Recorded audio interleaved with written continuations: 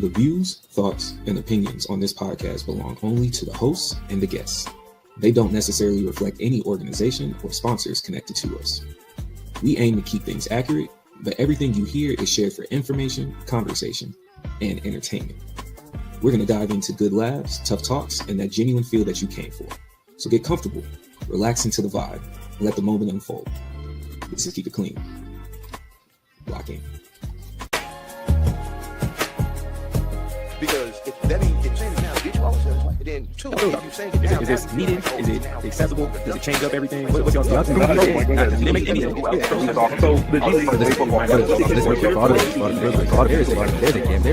a game that's second place. Yeah, that's second place. Tell me why I'm watching a game on ESPN. One of the banners in the background is YouTube TV for the game, but we can't even watch it. How does that make sense? $20. I don't want no $20. I want the game. Every time you see me, I keep it clean like a coaster. Welcome back. It's the Keep It Clean Sports Side, episode 27. We got full cast with us today. We got some exciting topics for you today. We're going to get into different couple of bags, but first and foremost, if you've been here, not new here, we appreciate you. If you're new to the team, welcome you in. Follow us on YouTube, TikTok, and Instagram at the Keep It Clean Show. All right, you can follow us on all three platforms. We still debating in the group chat on whether or not I say this, but it's a like, comment, subscribe is much appreciated. Right, let's get into what we're actually going to talk about today. Right. Hey, real quick, there's no sound coming through on the TikTok. There's no sound. Oh, man. Sound like it now?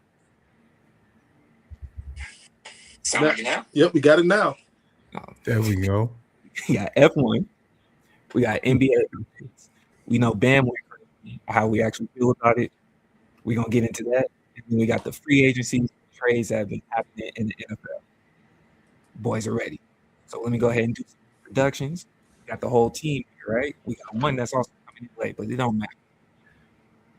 Brother Abe, Clint, the Hooper himself, Mr. Detroit Pistons basketball, by way of LA.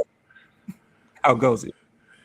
It's always a compliment and a backhand with it. So yeah, I'm doing all right, man. I appreciate it. Here with the fellas to talk some sports.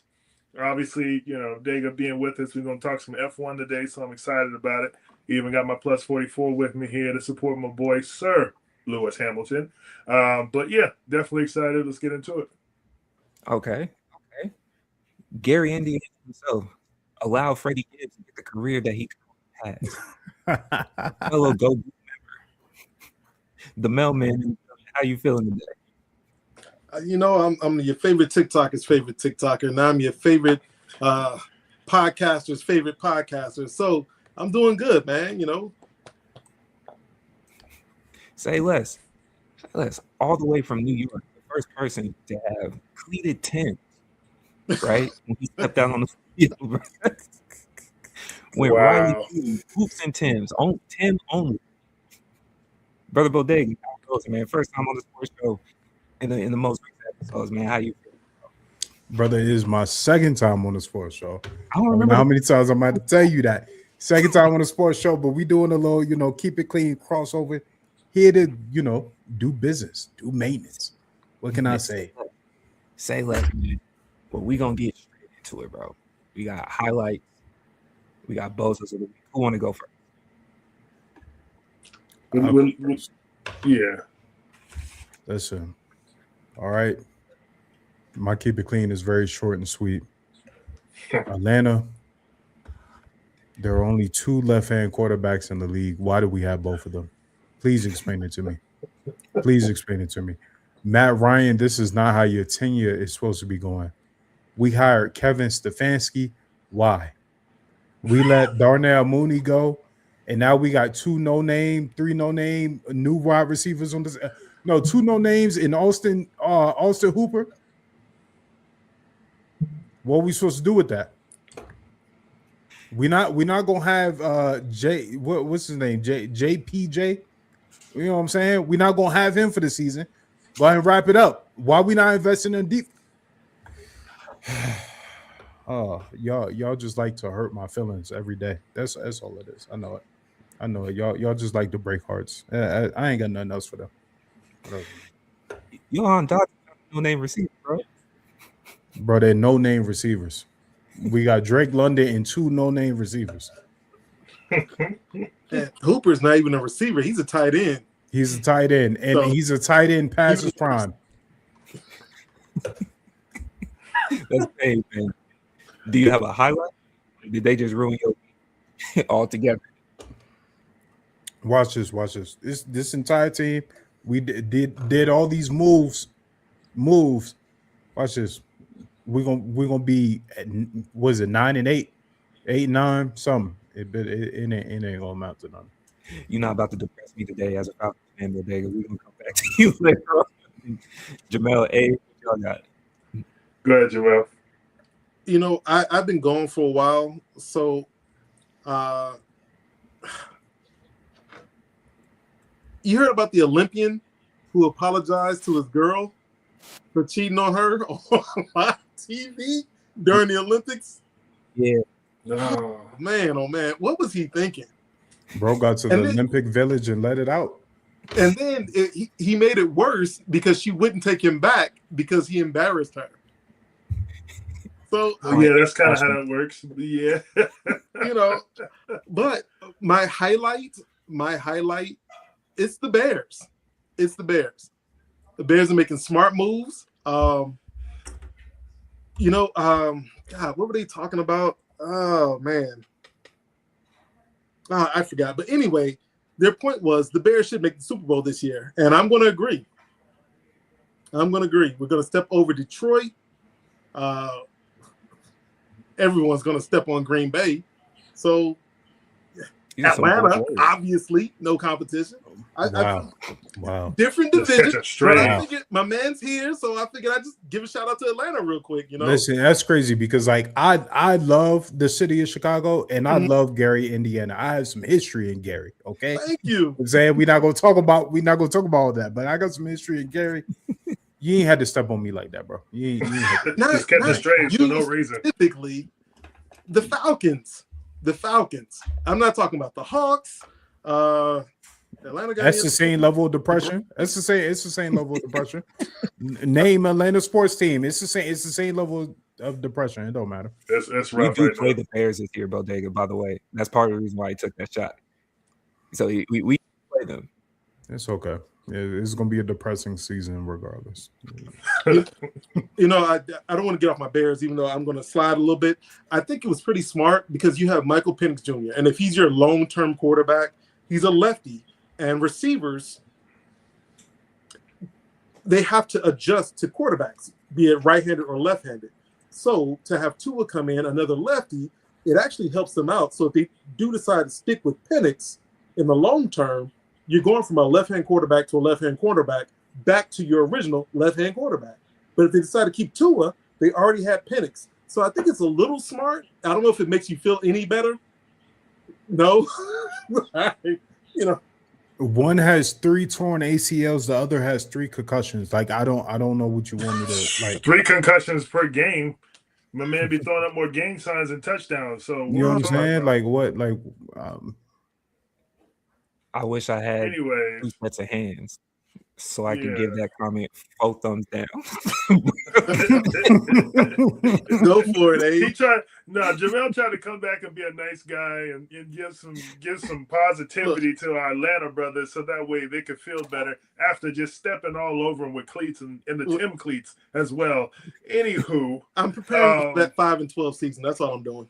he already said it's not going to be a great season. He said 9-8, but you're going to bring up 5-12. You 5 dirty, and you wrong, 12. Just you know. You see what he's doing? He's still throwing straight. It's I okay. didn't I hear got the you. 9-8. My bad. That's on me. But we heard that 5-12 comment. Anyways, my highlight of the week this week is something that I'm glad my brother Bodega is here with us for. That is Sir Hamilton finishing P4 this year, starting off the season really well, and with that being the first race of the year, placing himself where he could have almost been on a podium, where he hasn't seen a podium in quite some time. That's definitely something to look forward to. That's my highlight of the week. My bozo of the week Very simple and plain. Baltimore, we saw that. This ain't the first time you did that. This ain't going to be the last time you did that. And we saw that. Okay? It's a smart move, honestly. It's a smart move. You get to keep your picks. You get to have Trey, and you still get to have the edge rusher that you need with 2 first-round picks. I'm cool with the logic behind what you did, but it was still dirty. It was still dirty. You had the whole city turned up thinking Max was going to be in that purple. You had him on the Instagram. You did all that. And then all of a sudden, something ain't right with his physical. The boy just got out of surgery. You knew what you were sending your money for. So don't try to withdraw the money now talking about, oh, no, we didn't know he had that. Stop it. They sent all the information over. You knew the player that you were getting, the potential that he could be. But you said, you know what? I can keep both first and get Trey. Let me holler at him real quick. It's a good move. It's a good football move, but it is dirty, and this is not the last time we will see this from Baltimore because it wasn't the first. Fair enough. Join us midway through, man, by way of Shreveport all the way to Texas. Kobe's second biggest fan next. I'll let y'all debate that. We doing highlights, bro. You got a sports highlight or a sports bozo of the week. Welcome, Rudy. It's been a while. What's going on, y'all? Resident old heads. We got Rudy and Jamel here today. In the middle. Which was the old head? You the oldest. You. He's a old head. Separate. I got you, Mel. It's all good. It's all good. You got a highlight of the week as far as sports, or you got a bozo of the week. That's where we at right now. Highlight of the week. Shout out to Bam. Bozo of the week. Shout out to Miami. I like how you said that. I don't have a bozo, but I would like to say prayers up for Joe Burrow. Because even though they didn't get Max Crosby, Baltimore did get Hendrickson. It's so now crazy. 6 times a year. Hendrickson, Myles Garrett, and TJ. And TJ. Yeah, this is pain. And he already injury prone. There's a reason he in that conference, bro. And the Ravens are 100% going to draft another defensive end. Like, I just want y'all to know. I just know what y'all like. Yes. Hey, 100%. You seeing how fast the linebacker group was during the conference? Yeah. Look, yeah. They have a top 20 pick. They getting them somebody nice too. The Ravens, to Abe's point, did one of the dirtiest moves we've seen, but it's business. It's business. We understand what the game is. They might have lowered Max Crosby signing potential. It don't look like underwear, but Joe Burrow didn't care about none of that. All he saw was the ESPN update, threw his phone into a wall, and paid Apple for the next iPhone 18 that's supposed to come out. That's how it looks, bro. Right? I'm gonna say the highlight for me. My Twitter feed after Bam's 83-point game. It's been nothing but Kobe defenders and anti-Kobe attackers, and I've loved every single minute of it, man. We know we're gonna get into it in a little bit, but that's my highlight of it. What I'm gonna do is we have a beautiful roster, though. All right, we got 2 Atlanta Falcons fans. I'm only part Atlanta, by the way. Everything else is next. I want you to throw that ill with me. I don't have nothing to do with the Braves, no Hawks, no none of that. My only depression is the Falcons. I need you to leave that alone, right? So we got 2 Falcons fans. We got 2 diehard Kobe fans. We got 2 old heads. There's a lot of crossover. But we're gonna start off with Bodega and A. Walker. Oh, we starting with Formula One? All right, bet. Go ahead. Okay, so ladies and gentlemen who don't watch Formula One, I just want you to know the new season has kicked off, and it is fantastic in both the best and worst way possible. Okay, all right, best way possible. It looks like we may actually have a championship battle this year against Ferrari, which hasn't been in a proper championship battle in over like 20 years. We you know what I'm saying? You can say 2022, but that's not the case, right? And then Mercedes is finally back after a run of Red Bull and McLaren domination. The new rules, there's a ton of them. I'm not about to explain them to you here. Like I'm not about to do that. Like I'm not going to explain that to you, but just know that both the engines or the power units and the cars changed this year. The chassis, the cars, they look great, don't they? Like they are squirmy. They don't have a lot of downforce compared to the previous years. They're moving all around under, like it's fantastic. The PUs and whatever, but man, what a season. Is it was just race one. I gotta agree with you. With the new rules that came into play, we knew things were going to be interesting because it's just different. The regulations have been talked about for the last 2 years, and then they finally went into effect. You have Max Verstappen who's comparing the new racing to his Nintendo Switch and playing Mario Kart when you try to get a mushroom and catapult yourself a little further past the car in front of you to only be overtaken by the car in the chicane in the next turn. So there's so many different areas in this race that have changed. But the main point is Max Verstappen going to be Max Verstappen? Is Lewis going to be Lewis? Is Shaw going to be Shaw? It's still the big names that we know and love in F1 that are going to be right there at the top of the heap.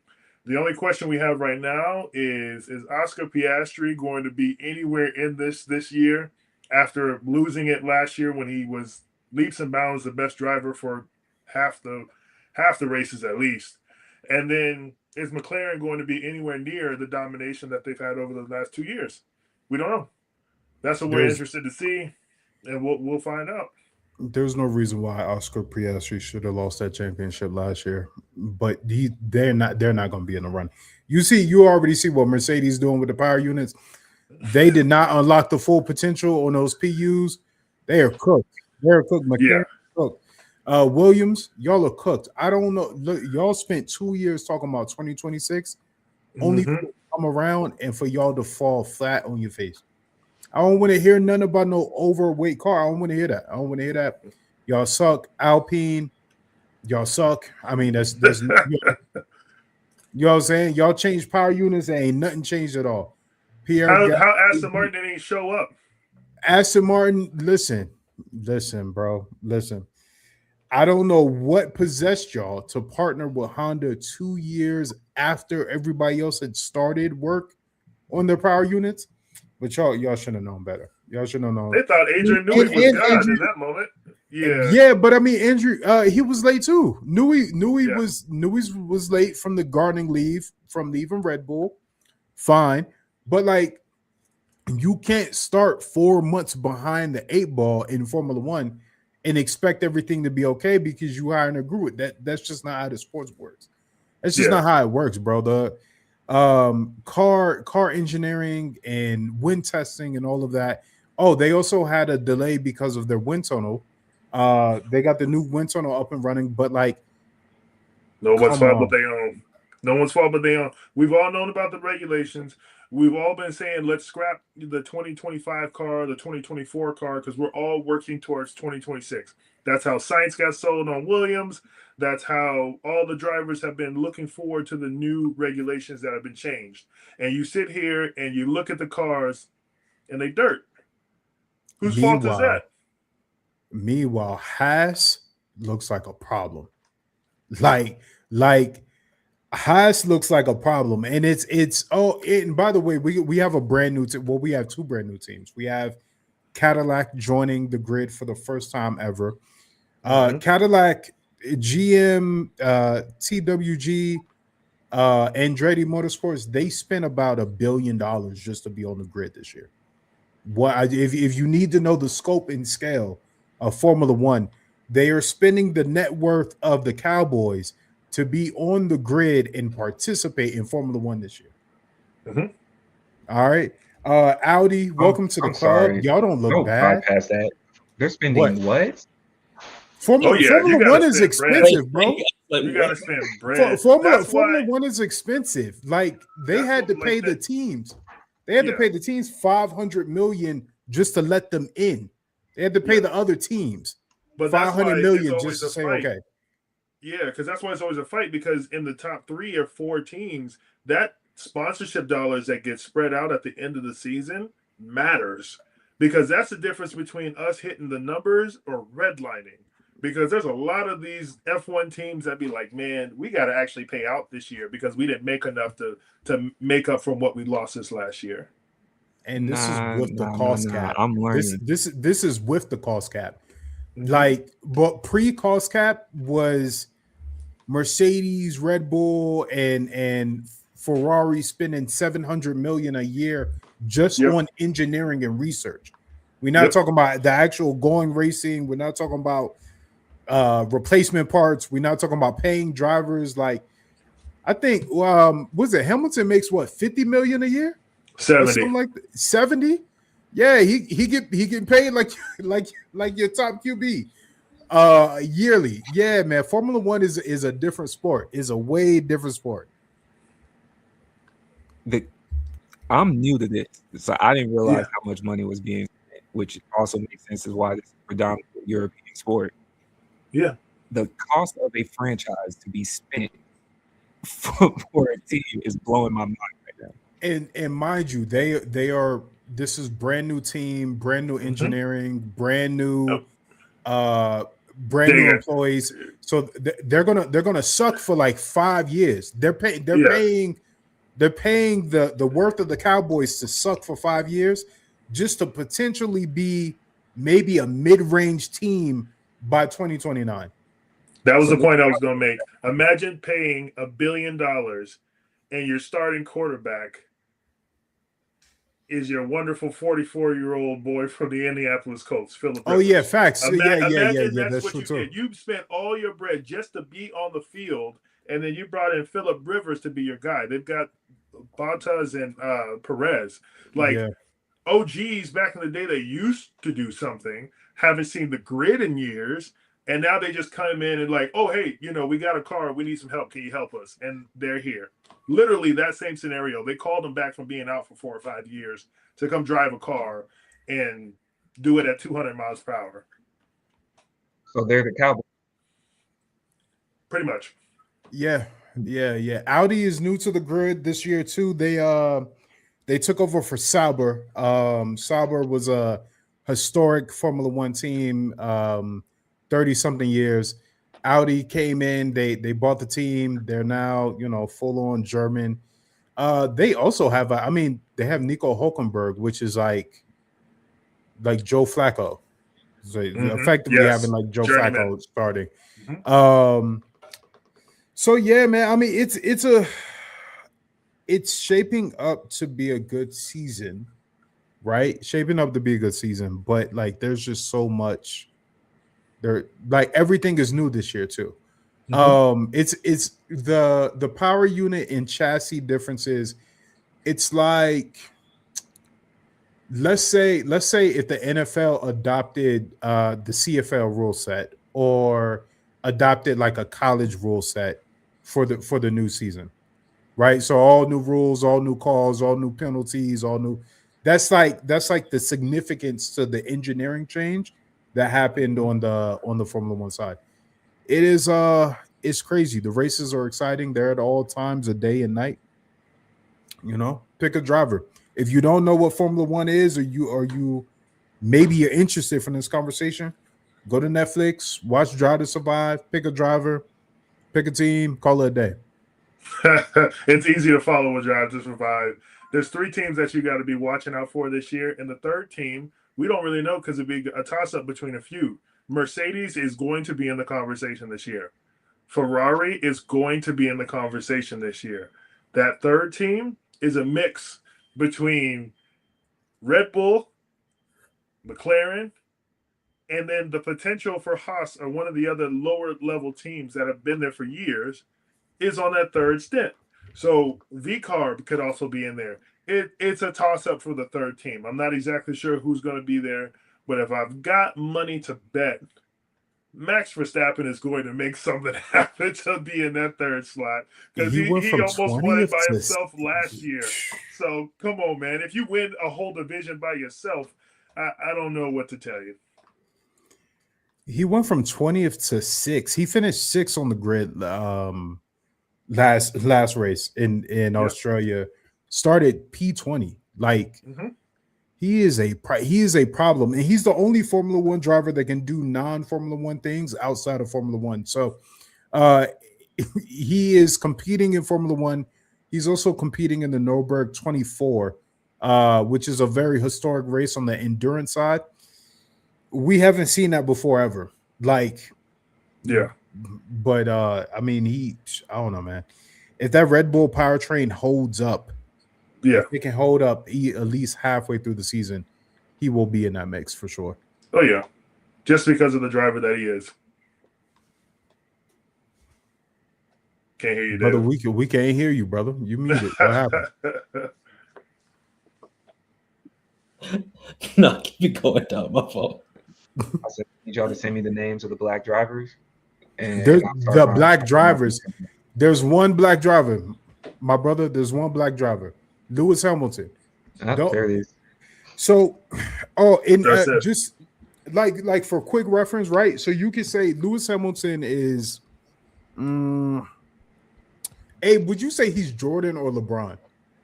I would say he's LeBron because he has to beat the Jordan allegations all the time. Yeah. Okay. So Lewis Hamilton is your LeBron James of the league. Historically speaking, Senna would be like your Kobe.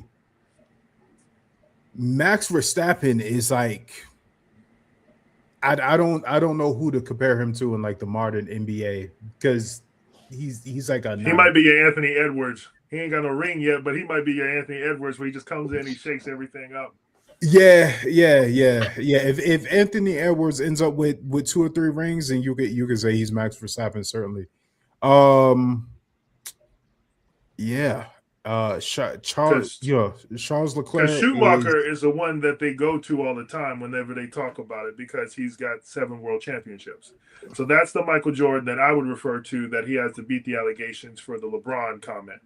So there's plenty of people in the list of drivers in between that where you can toss in your Kobe's, your Steph's, your Kawhi's. You've got plenty of names that you can kind of throw in there, but Schumacher is number one. Actually, that's the good comparison. Max Verstappen is actually Stephen Curry.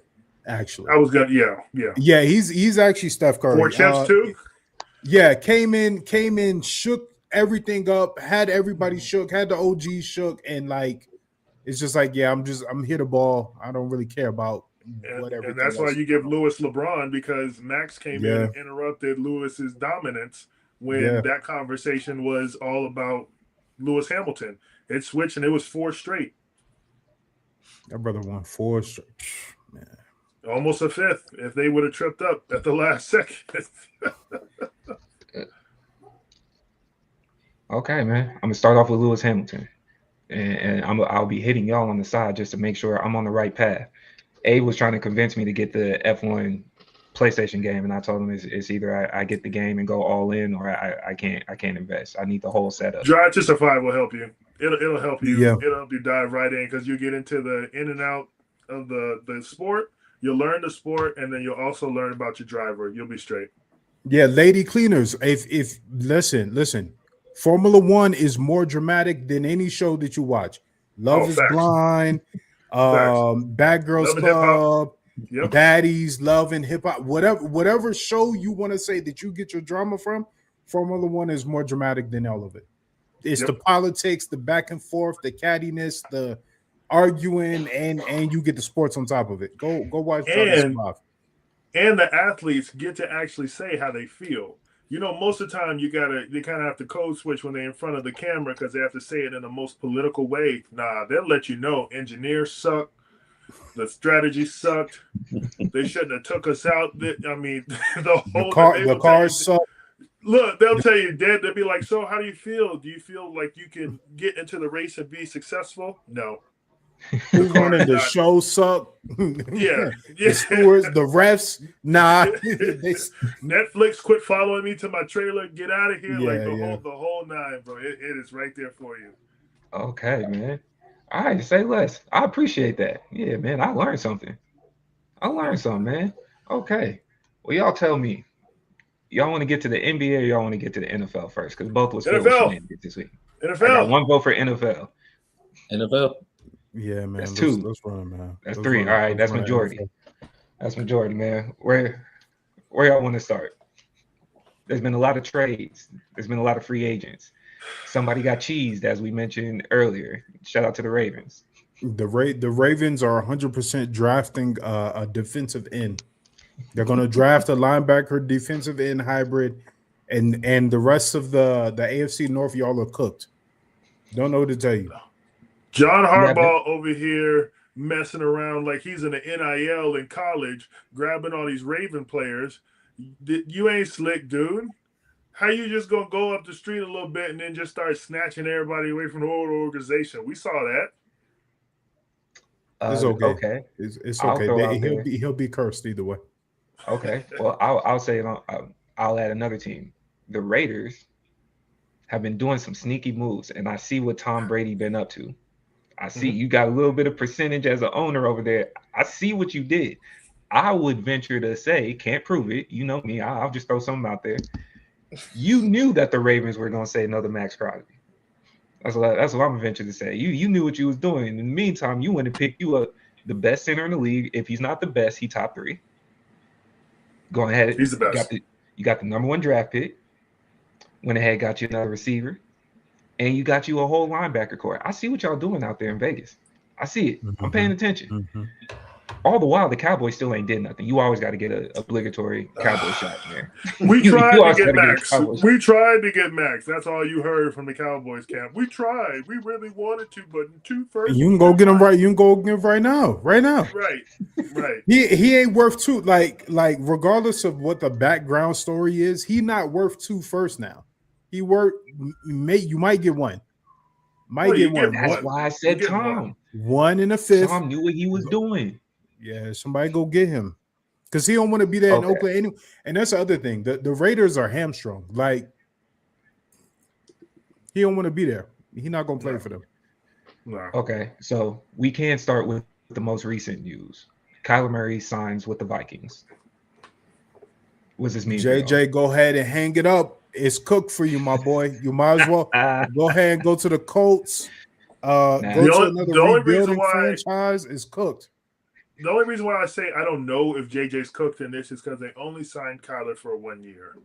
If they would have signed him for multiple years, I would have said, JJ, pack your bags.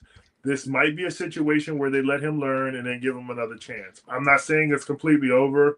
I think this might be a show and prove kind of situation for both quarterbacks. You know, typically when you want your young quarterback to learn, you bring in a professional vet. I think the only thing Kyler can teach him is how to play Call of Duty. I mean, oh my God, dude is in love with his video games, man. That was his problem in Arizona. He got the big contract, and then he didn't care about studying. And he's not a mentor. You'd bring in your Matt Hasselbecks and your Mitch Trubisky's and you know these older guys, who are professionals. They're not the best quarterbacks. So just bring in dirt. Good in the locker room. And I don't think Kyler Murray, while talented, still small, but extremely talented, I don't think he has the leadership qualities that you look for in a quarterback. So I don't think he can help JJ in that regard. But he's a dog, though. But I'm saying, like, I'm not going to bring in no dirt so that way McCarthy can just learn the system. Like, I want to bring in somebody who's a dog. Kyler can still play. His questioning behind, like, if he's studying the plays and all this other stuff, like, we've been there before, we've done that. But we know that Kyler can still ball. So, like, if he can come in and show and prove that he can still go get a major contract elsewhere, that's fine. Or if they decide to sign him and not make the same mistake twice and let a good guy go, that's something you can do. But I don't think you bring in somebody that literally can't hold the football for two plays back to back. I don't think anyone brings in someone they think is a bad player. What I'm saying is, to be a quarterback, you have to be well-rounded. It's great to have skill, but Tom Brady didn't have the strongest arm. He just didn't. Joe Montana didn't have the strongest arm. He didn't. But they made up for their lack of talent because Dan Marino was more talented. John Elway's more talented than both of them. But they're more successful because up here, they had it going. Kyler Murray doesn't have it up here. You can have the dog in you all you want. But if you're not set up here, if you don't know the plays, what are we doing? And you definitely But to your mentor point, anyone. okay, but to your point, you're saying that you don't bring anybody that you don't think is a bad player, right? We can prove Not that purposely. point all. Okay, we can prove that point all up and down if we want to, because just like in the NBA, sometimes you bring in a vet that might have been good a while back, but ain't good now. That's dirt. It doesn't matter if you're looking at him going, oh, he had 3 championships and all that. If the dude ain't made a snap in 5 years, what are we talking about? When you had Carson Wentz on the backside of your football field, the boy was in a sling and a linebacker's jock, and then everything else that was going on with this team. This man was literally built like Megatron coming out to go play football, and he still got hurt. You knew he was damaged goods when you went to go get him. There are several players that I can name off right now if you want me to that are trash, dirt, bottom of the barrel that you go get, so that way you don't have to threaten your starting quarterback, or he has the knowledge or the pedigree of being successful back in the day. So let's look at it, because if you go NBA, there's a reason why Minnesota traded Mike Conley Jr. to Chicago, who traded him to Charlotte, and once Charlotte released him, Minnesota brought him back. Because he's a good locker room guy. He can no longer blow by people. Michael Conley is not someone I would label as dirt. What would you label him as? Because his game is garbage right now. But it's because I don't think Michael Conley is garbage. I think he's a great backup point guard right now because he's not 25 anymore. He's the backup to the backup right now. Great might be a stretch. You trying to compare Michael Conley and Carson Wentz is crazy. Because you brought up the NBA. I'm just bringing up a point. I know. I'm just saying just a great locker room guy. The NBA. No, but I'm saying just like in the NBA, you can have people on the bench. Like Jared Dudley had no reason to be on your team other than to be the veteran leadership in the locker room and everything else. You paid him to be there to keep people accountable. There was no other reason to keep his fat behind on your basketball team. So I just you know what I'm saying. So I'm just saying, but we keep it real. Like there are plenty of people out there that they know is a great locker room fit. And they're like, yo, I'm going to get him because I need him to right the ship in this area, or I need him to lead the young buck over here. That does not mean that they brought them in there because they thought they were a good talent. So there's different parts to playing for any sport. You have to have a great athlete, real smart, team player. Like you have to check all these different boxes. And sometimes you will bypass a certain box because you're like, he just has so much skill. Terrell Owens is a prime example. Everywhere he went, he was a headache, but he was just so talented. He was so talented. Kyler Murray is not, granted, different positions, but Kyler Murray is not Terrell Owens. He's not. He's nowhere near that level. Quick question for both of y'all. I see a comment. How do y'all feel about the sentiment that they didn't give JJ a fair chance before they went in? I think either way, they had to sign a backup because you needed a backup. If he got hurt again, you can't go back to Carson Wentz. I did think that they were going to try to pull Kirk back, but obviously that didn't happen.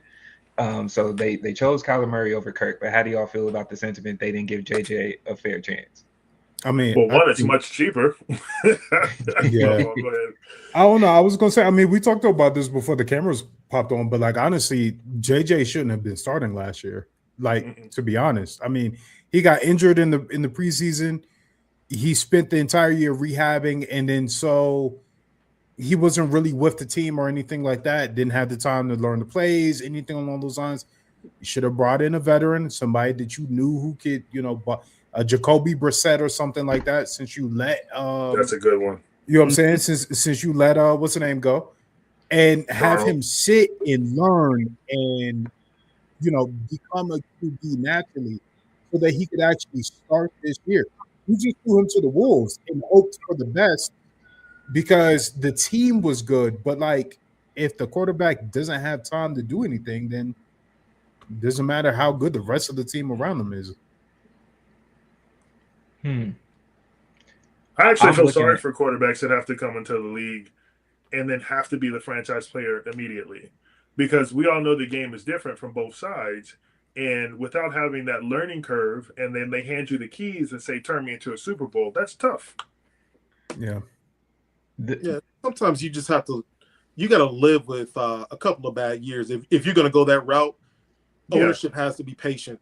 Peyton Manning was 1-15, 2-14 his first season. Yeah, something like 15 interceptions, 12 touchdowns. I mean, his first season was really rough, but then he progressed steadily, and he became Peyton Manning. Not saying J.J. McCarthy would take that route, but if he had sat for a couple of years, it wouldn't have hurt him. Just to sit behind a quality quarterback. Okay. Who starts? If we were to go right now, is it Kyler? Kyler. Yeah. Okay. It's easy. I feel like depending on how Kyler plays tells me whether or not Justin Jefferson demands a trade this year. Minnesota's doing whatever they can to try to stop that from happening, because that's the whole reason why you go try to get Kyler Murray or try to figure this whole situation out, is because there's not a lot of quarterbacks available for you to go grab to like help give JJ what he needs without trading or drafting. And if you're drafting, you're starting over from scratch. If you trade, you have to give up the assets that probably would help JJ. You already have to replace some wide receivers that you've lost already. So this is one of the make or break years. I agree with you, where Minnesota has to make a move to make him happy, or it's going to be. He's going to get traded to the Bills. Nah, the Bills just picked up somebody.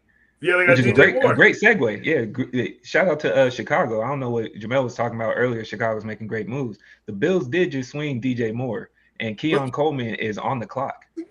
Keon Coleman got that is a great move by Chicago. Calm down, sir. You're not even Chicago no more. The team moved to Indiana. I don't know what you're talking about. Wow. That's true. They're still the Chicago Bears, all right? They have not moved. Y'all the Freddie Gibbs Bears. Y'all the Michael Jackson Bears. Who else out there? The Winston Duke Bears. The Avery Brooks Bears. Y'all might as well change to the Hoosiers extended. The Janet Jackson Bears. Wow. That's the team I like to be on. But the point is, they're still the Chicago Bears. All right? Keep it clean. Yeah, y'all ain't in Chicago no more. How far y'all away? Y'all, Indianapolis is little brother. Wow. Y'all got this year. That's it. Actually, last year was it really. Y'all had no excuses. I beg your pardon? Buffalo, no excuses. Buffalo, absolutely. Yeah. Nah, they have absolutely none. Because by this time we got to start pointing the finger at Josh after this. Thank you. That's what I was about to say. I don't know about giving any more excuses. You ran out of excuses when you had the clearest path to the Super Bowl this past season. Man, that was it. All your big brothers that usually pick on you are gone. That's y'all white savior though, you know. Yeah, they gonna that's y'all MVP, you know. Yeah. Look, man. Keon Coleman is on the clock. He been on. I still think DJ Moore, while great, I don't know if he puts them over the hump. I don't know if that's enough to even take the division currently, because I personally believe James Cook's year, he played above what he was supposed to do. I don't know if you do that 2 years in a row. I don't know if you have enough right now to beat the Patriots. No. No. They have a number one wide receiver in DJ Moore, but I don't think it puts him over the hump. I'm still mad at DJ Moore, so it might take me a little bit to not sound like a hater, but the way that you alligator armed that last pass against Green Bay still hits right here. It still hits in the chest, bro. But he is a great addition. Do you move Keon to the other side, or do you just set it up as more of a DJ Moore Shakir, and then if Keon shows up, Keon shows up?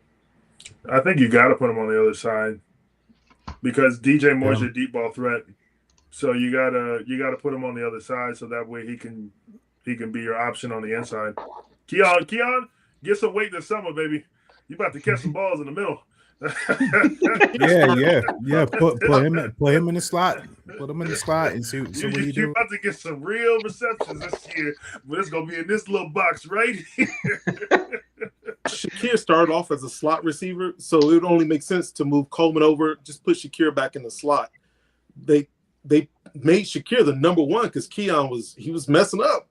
Yeah, like dude had bricks for hands, so But start him back in the slot. And that's a lot less pressure on Shakir, too. You don't have to be the man. Yeah, You know, it'll be it's less DJ pressure Moore on time. Keon, too. If Keon got DJ on the other side, it'd be less pressure for him. Absolutely. Nah, you about to see Keon be traded for a third, fourth round draft pick if he don't step his game up. He about to be sent for a can of Franken beans, bro. Yeah. No, I ain't saying he ain't got to perform. I'm just saying it's less pressure without him being the number one wide receiver. Hopefully, he can find his little moment within that offense. The situation was so bad. Shakir was never supposed to be more than the number 2 option at best.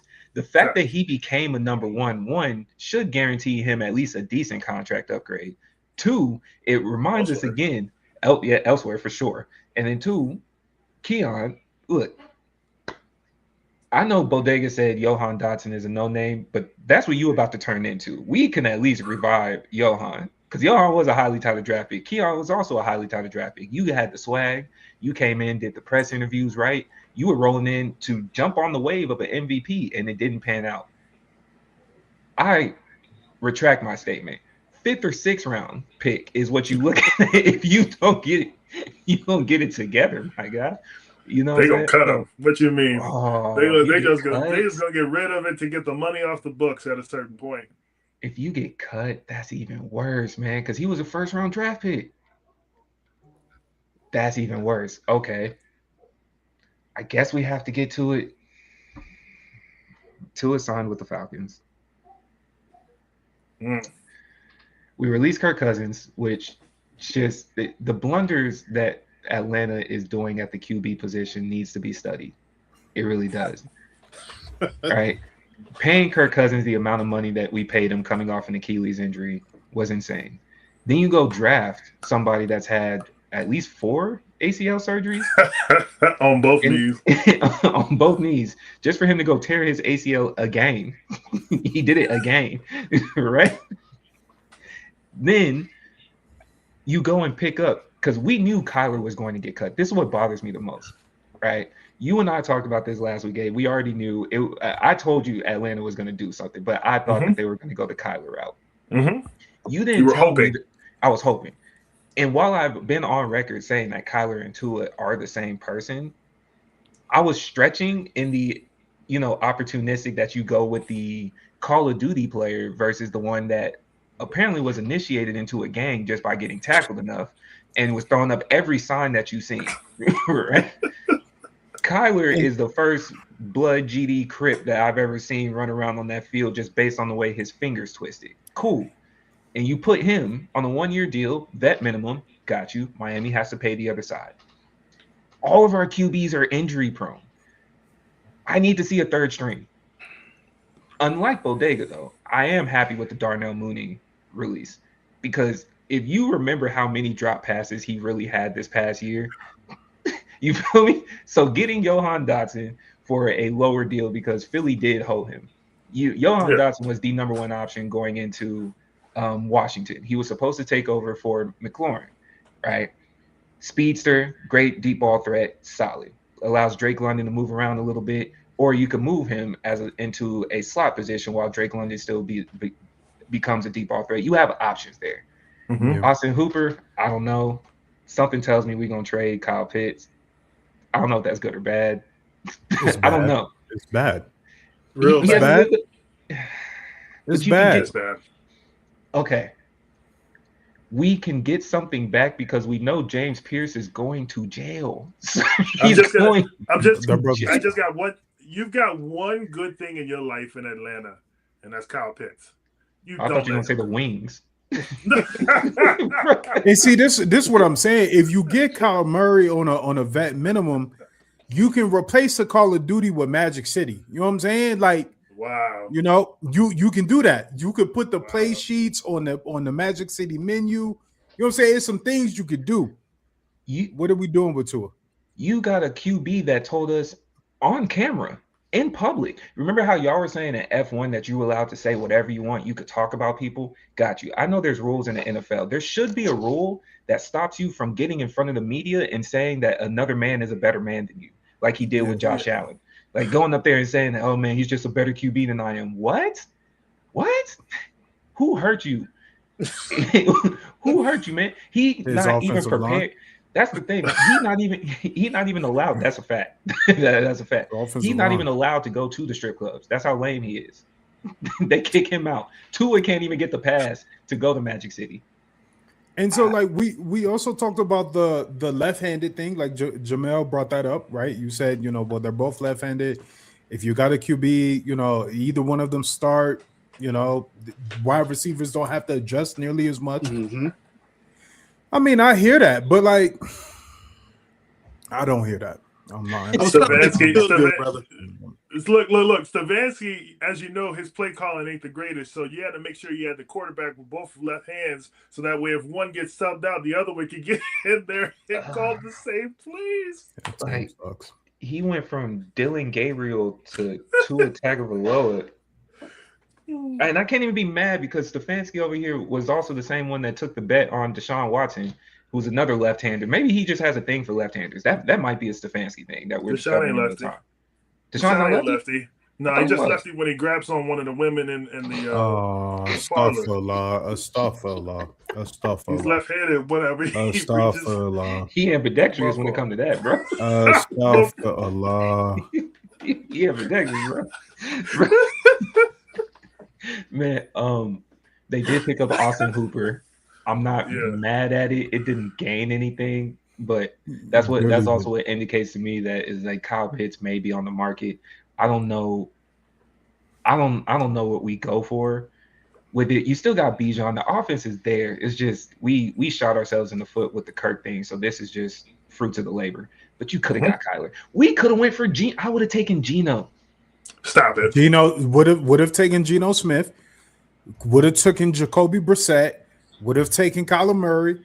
We could have swung for Malik Willis. I mean, shoot, we already wasted money on Kurt anyway. We could have swung for Malik Willis. We could have did something. There's something that we could have did other than signing Tua. Tua didn't want to sign Tua. Y'all in bad shape talking like this. I'm watching real pain on this screen. Tua didn't want to sign Tua. Tua gonna take them to the playoffs, and then you're gonna regret everything you said. And do what? Huh? And do what? Huh? Lose in the wild card? Get a concussion. What do you mean? And do what? Y'all just angry, man. Yes. What? Yes. It's exactly Did you see what Shanahan did to us in the Super Bowl? You seen that, right? Oh, I did. Run the ball twice. That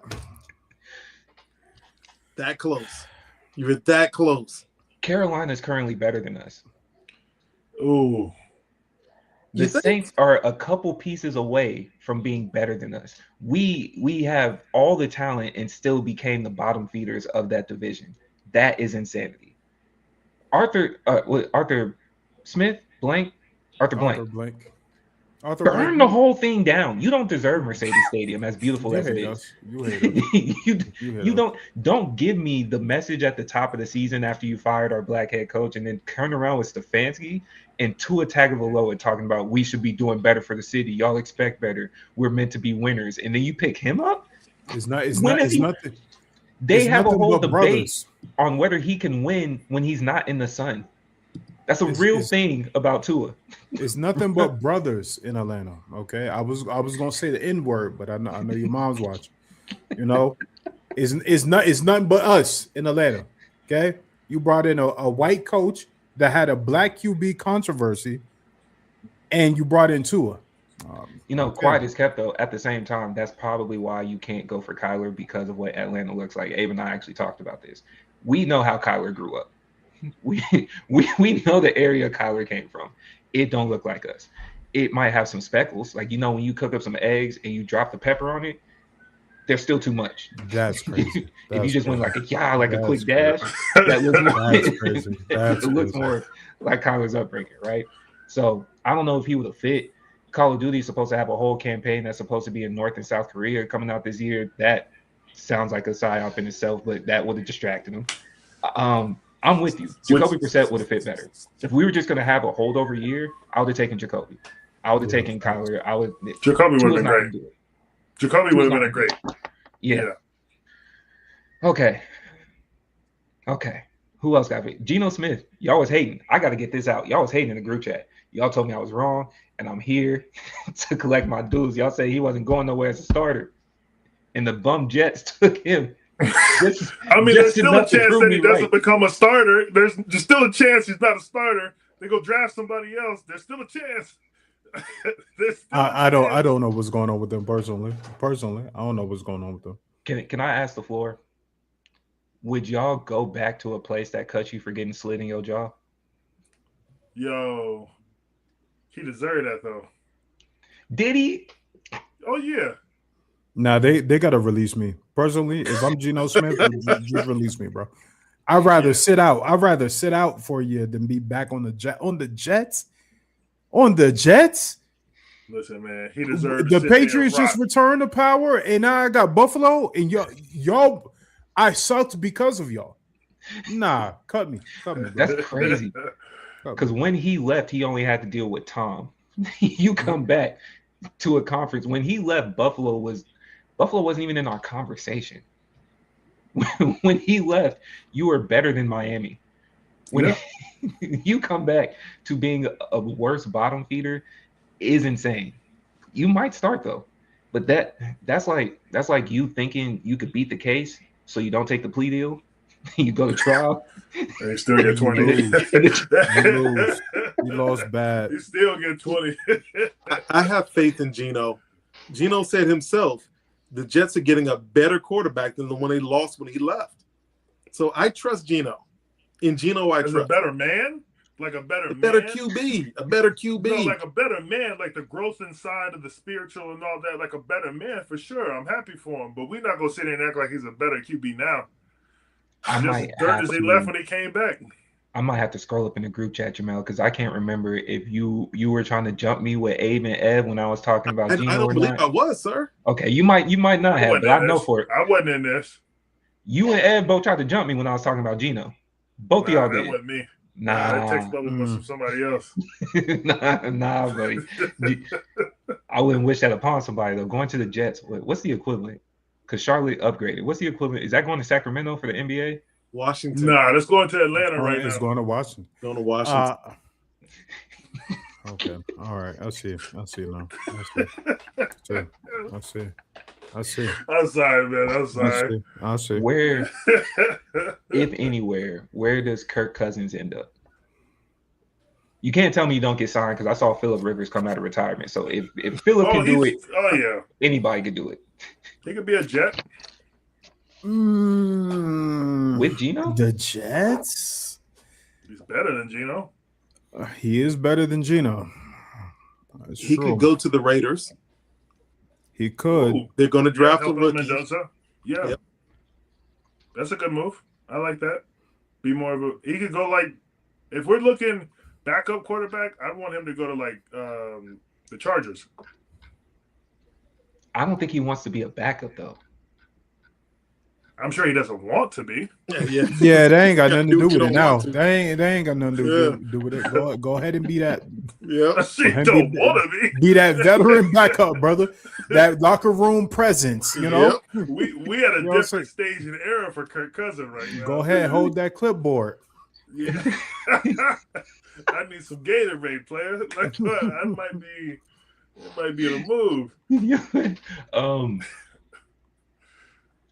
How many years? I'm trying to think of another option. You might be right. Is Vegas or bust at this point? Is Vegas or bust at this point?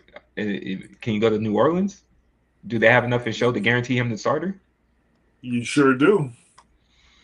Show is the starter. I'm not banking my bankroll on Kurt right now. I'm just not. There's enough talent in the league. There's enough going around. I'm not banking it off of Kurt right now. Okay. So we do still have some free agents out in the market. I'm gonna just read off what looks like to be ranked as the top free agents. I don't want to do all the linemen because I don't know if everyone is extra familiar with it, but we got Juwan Jennings from San Francisco. Mm-hmm. All right. Stephon Diggs, depending on how that trial goes. We don't know. It's a wrap. He'll get another job, but like it ain't gonna be where he want to be. You don't think? Nah. You don't think? You don't think? Okay. Joey Bosa. Crazy that he's still available. You know, Joey Bosa. Come on, you. We'll take you in. Was he the MAGA brother? He is. Dang. That's the one from San Fran, right? Yeah. Yep, he is. Dang. I would say Atlanta, but never mind. Never mind. Y'all got enough issues as it is. We got enough issues, man. I don't know, man. We can't just start a riot in the middle of the football team either. Is Aaron Rodgers coming back? Oh God. My biggest thing with that, bro, is I'm ready for that to be over. I know we probably still got to deal with him for another couple of years, but like, and I mean couple of years, I want that to be done with. And no offense to the dude, like he's been a great quarterback in the NFL, but it's a long drawn out story that just feels like we're not going nowhere with. Fair enough. Deebo Samuel. I think Jamel has something to say on the Aaron Rodgers thing. Oh, my bad. I think Aaron Rodgers should stay. There's the familiarity of having worked with the head coach before, but sometimes that's not a good thing. If you didn't have a good relationship, even though you did well on the field, it doesn't mean you had a good relationship with your head coach. So I was thinking maybe he'd stay in Pittsburgh, but Tomlin left. You talking about the coach that replaced him? Yeah, not Tomlin. McCarty. Yeah. Okay. Yeah. I don't know. I just feel like it's a long, drawn-out story that just ain't really going nowhere. I think he's still competitive enough to be a good quarterback in the NFL. He's better than some of the bums we've been talking about before, but like I just don't see it going anywhere. Fair enough. Okay. We'll keep y'all updated as far as what else happens in the NFL. Boo Tua is how I'm going to end this segment as far as I go. Do y'all have any less sentiments when it comes to NFL football? I would just like to say, Montgomery, thank you for your services. Good luck to you, Houston.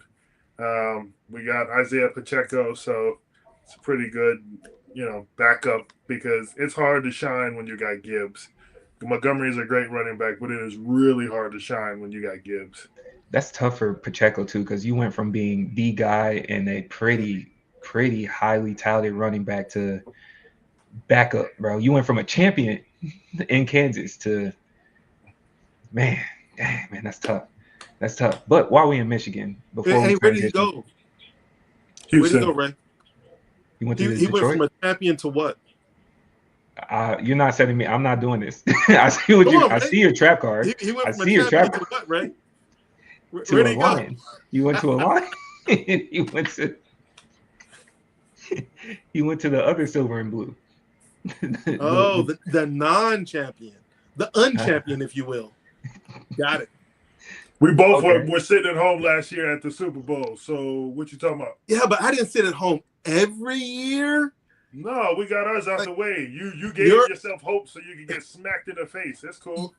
Your entire fan base, even the 100-year-olds, have never seen a championship. Not a Super Bowl. Not a Super Bowl. They've never seen one. I've seen a Super Bowl in Chicago. Rudy, you see it? You see this right here? But I'm just wondering where he went. If David just said he went to Detroit. I just wondered where he went. You know where he went, dog. Just shut up. I'm minding my business. I appreciate this because what we haven't brought up, Rudy's been absorbing information, right? We trying to get him into the NFL. He says he's been studying, he's prepping. Do y'all have a team recommendation for him to dive in? He's a natural Cowboys fan, but he's a free agent. Anybody but the Cowboys, but I'm open to everybody. To start? Hell no. Just give me the top three.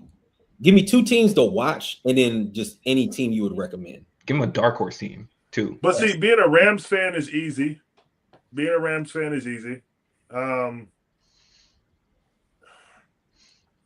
Dark horse team, you can always be a Baltimore Raven fan. For some reason, they have dark horse now. That's crazy. The Ravens are a dark horse. Yeesh. Go ahead. No, please continue, Abe. Okay, the last one I was going to say, I don't know. I think Midwest, you could probably be like a Colts fan or something like that. That way you don't get a lot of slack. You don't get a lot of slack from people. People understand why you watch the game and you can understand it. But like the fun team to watch will be like the Rams, watching New England, watching like those are like the teams that you want to watch on a Sunday by Sunday basis. But if you want to get yourself enriched and enroot with like a team, you got to find one of those that's like not always at the top. So that way, when they do get up to the top, you've been with them for a few years, and you can say, "Oh, no, I ain't no bandwagon fan. I've been here." Yep, it's a cloud up. But not the Bears. Like that's the worst thing to beat the Bears. Let me tell you, there's 3 teams that I think you should check out: the Bears, and the Bears. All right, all 3. They're all in Chicago currently. They're all in Chicago. It was They're all in Chicago. So I was very offended that Abe said, "Oh, if there's a Midwest team, the Colts." I couldn't believe you said that, and I know it was a direct jab at me, and it did hurt. It was. It did hurt. Good. He could have said the Titans. Detroit is in the Midwest, and it's crazy he didn't say Detroit, his own team. So Abe doesn't have loyalty. So if you're looking for a team to be loyal to, I would say Chicago. I've been loyal my whole life for Detroit. The Lions, they've always been my football team. Hey, sir. I'm talking to this gentleman. No, you brought my name in this, and I'm on the pod. That's because I'm talking about you, but I'm talking to the gentleman. The Bengals are a Midwest team. The Colts are the Browns are a Midwest team. He had multiple options. I might be with you. That was a jab. He did go for any. There's so many. There's multiple Midwest. I have been on my best behavior. I don't know if you noticed. I've been on my best behavior all day today. Best behavior. No crazy comments. Nothing wild. Just you have been reserved. I will say that. Thank you. Good, clean fun. So the Janet Jackson Bears didn't come out your mouth today. And what did I say about it? You had a whole moment. We saw you on the screen. We lost you for a second. That's the team I would not mind being on. Yeah, but I wouldn't mind being on that team either. Off screen that kind of did it though. You saw how his face just he left and then he had to come back. Yeah, that's what I'm talking about. If you want to see high power offense, you go NFC. If you want to see stellar hitting and defense but low scoring games, you go AFC. Right? That's usually the easy start base for someone that's just getting into the NFL. If you cool with a game being all field goals, but you're going to see some CTE develop in real time, AFC game every single time. Tune in to CBS, right? If you want to see which conference is the most competitive? NFC West. NFC. The West. NFC West, yes. They just throw the ball. They throw the ball the whole time. Yeah, Seattle, San Fran, LA Rams, and Arizona. Arizona might fall off. It depends on what their QB situation. They might get Kirk. Yeah, I need a conference where everything like I'm with Jamel on that one. Like the NBA West side. So I need something like that. Okay, so that sounds disgusting. If you're looking for offense, because to say which one's better is tough because the defense is so good in the AFC. It's like I'm trying to think of the NBA equivalent. What was a stellar team that was just so good at defense in the NBA that they mess around? 89 Pistons. 04 Pistons. Spurs. That's all that they were known for. All of those are good examples. That's the AFC. Yeah. Okay, right. I'm rocking with you. You gonna talk get you about fundamental basketball. They get it done on the defensive side. AFC. Right. If you want to see the Golden State Warriors all the time, NFC. NFC. If you want to see nothing but pure numbers just be put on the board, it's exciting. Don't get me wrong. It is exciting. When you get a game like we get with the Seattle and the Rams when they were putting up 30-40, going back and forth. When you get a Packers and Bears like you do, super exciting. Then on the other side, you might get you a 9-0 game when we watch Pittsburgh play Houston until the defense when the defense starts scoring, that's what you're going to get in the AFC. Defense is so nice, they the offense at the same time. But concussions galore. You take the under. I got it. The NFC West. No, sir. The NFC West, and I will say this about the Lions also. If you're looking for a complete team, a team that can play well on both sides of the ball, like the NFC West, they've had teams that lost, 3 or 4 games, but the majority of the loss came in the same division. So they went out and dominated everybody else, but came back home and they had problems. Yeah. 49ers, the Cardinals, who could do well, I guess, The Rams and the Super Bowl champs, Seattle. They're all in the West. It is just a dogfight every year out there. Yeah, my brother's a 49. I don't really want to do that because like he repped them super hard. So I'm not trying to. Yeah. You know, this past season was a rough season for Detroit, but the previous season, I would have thought they were going to the Super Bowl because they were a complete team. Offensively, they could pass the ball. They have a top-tier receiver in St. Brown. Their quarterback is above average. I like Jared Goff. I like them with the Rams. They have that two-headed monster. They try to replace Montgomery with Pacheco. We'll see how that works. But Gibbs by himself is a beast. He's an animal. And then on their defensive side, they can rush you or they can drop back and take the ball from you. Detroit was a complete team. Now, I don't know what happened in the playoffs. You know, they became a shit team, but they were a complete team. So I'm not going against what Ray said. The majority of the good defense is in the AFC. The majority of the good offense is in the NFC. But there's a couple of teams that are complete, and Detroit was one of them. And they do actually kind of scare me a little bit. I'm not going to lie. Yeah.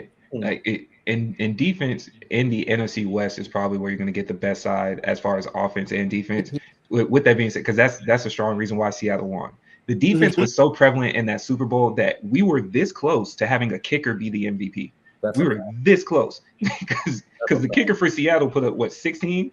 He did 15 on He was 15 of the points that we got because the Patriots defense is pretty solid as well. No, you're right. It was 16 because they finally scored a touchdown, and then that's how they got an extra point. It was 16 points. Because the AFC's playoffs, we kept laughing about it every week. We knew it was going to be 9-0. Houston running around, if they didn't have CJ Stroud, Houston's defense was putting up 21 points a game.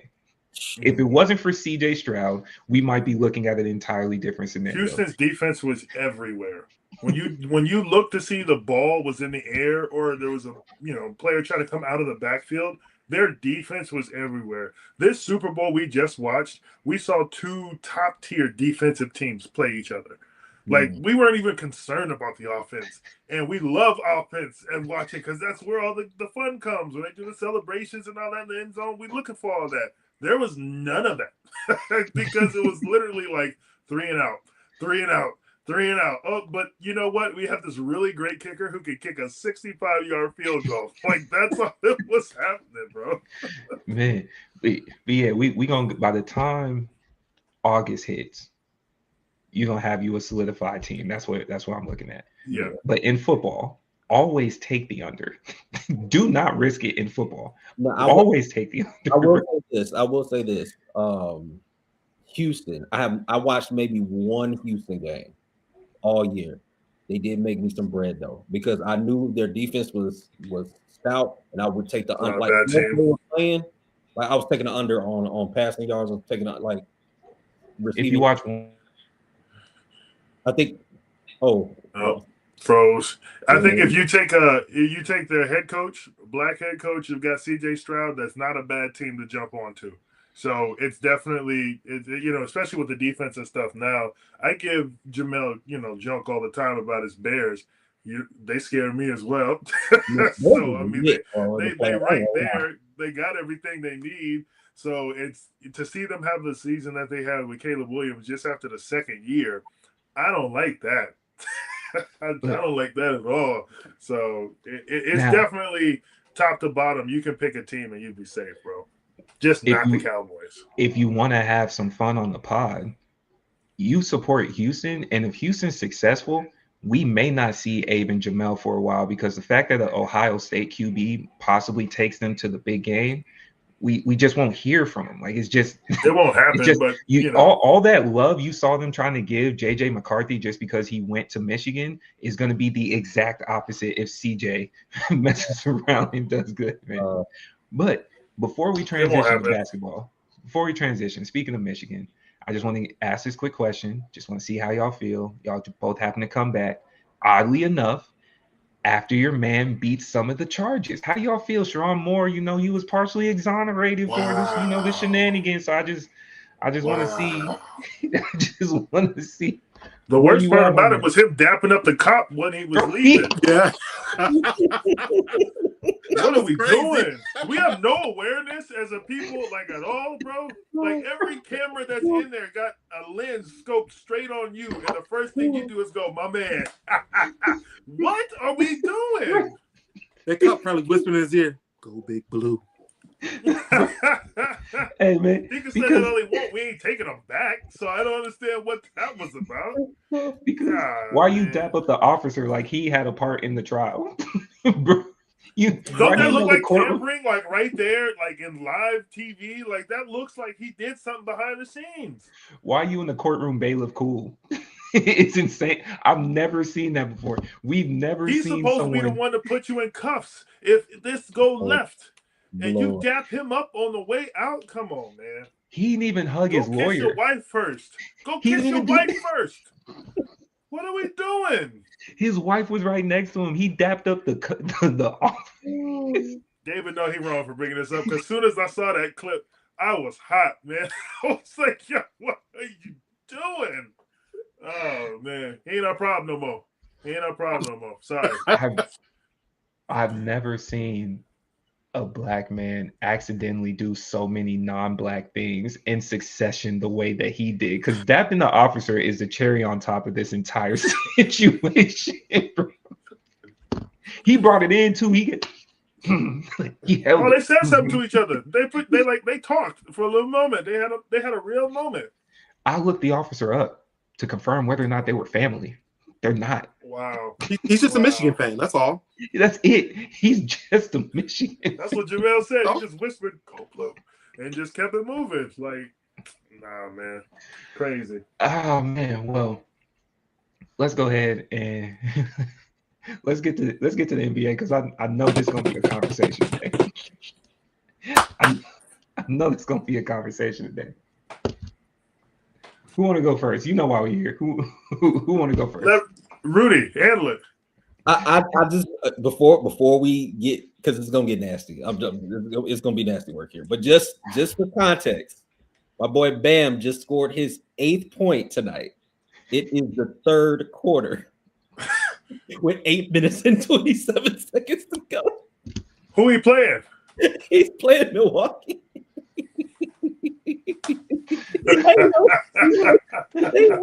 Hey yo. He is 4 for 13 right now.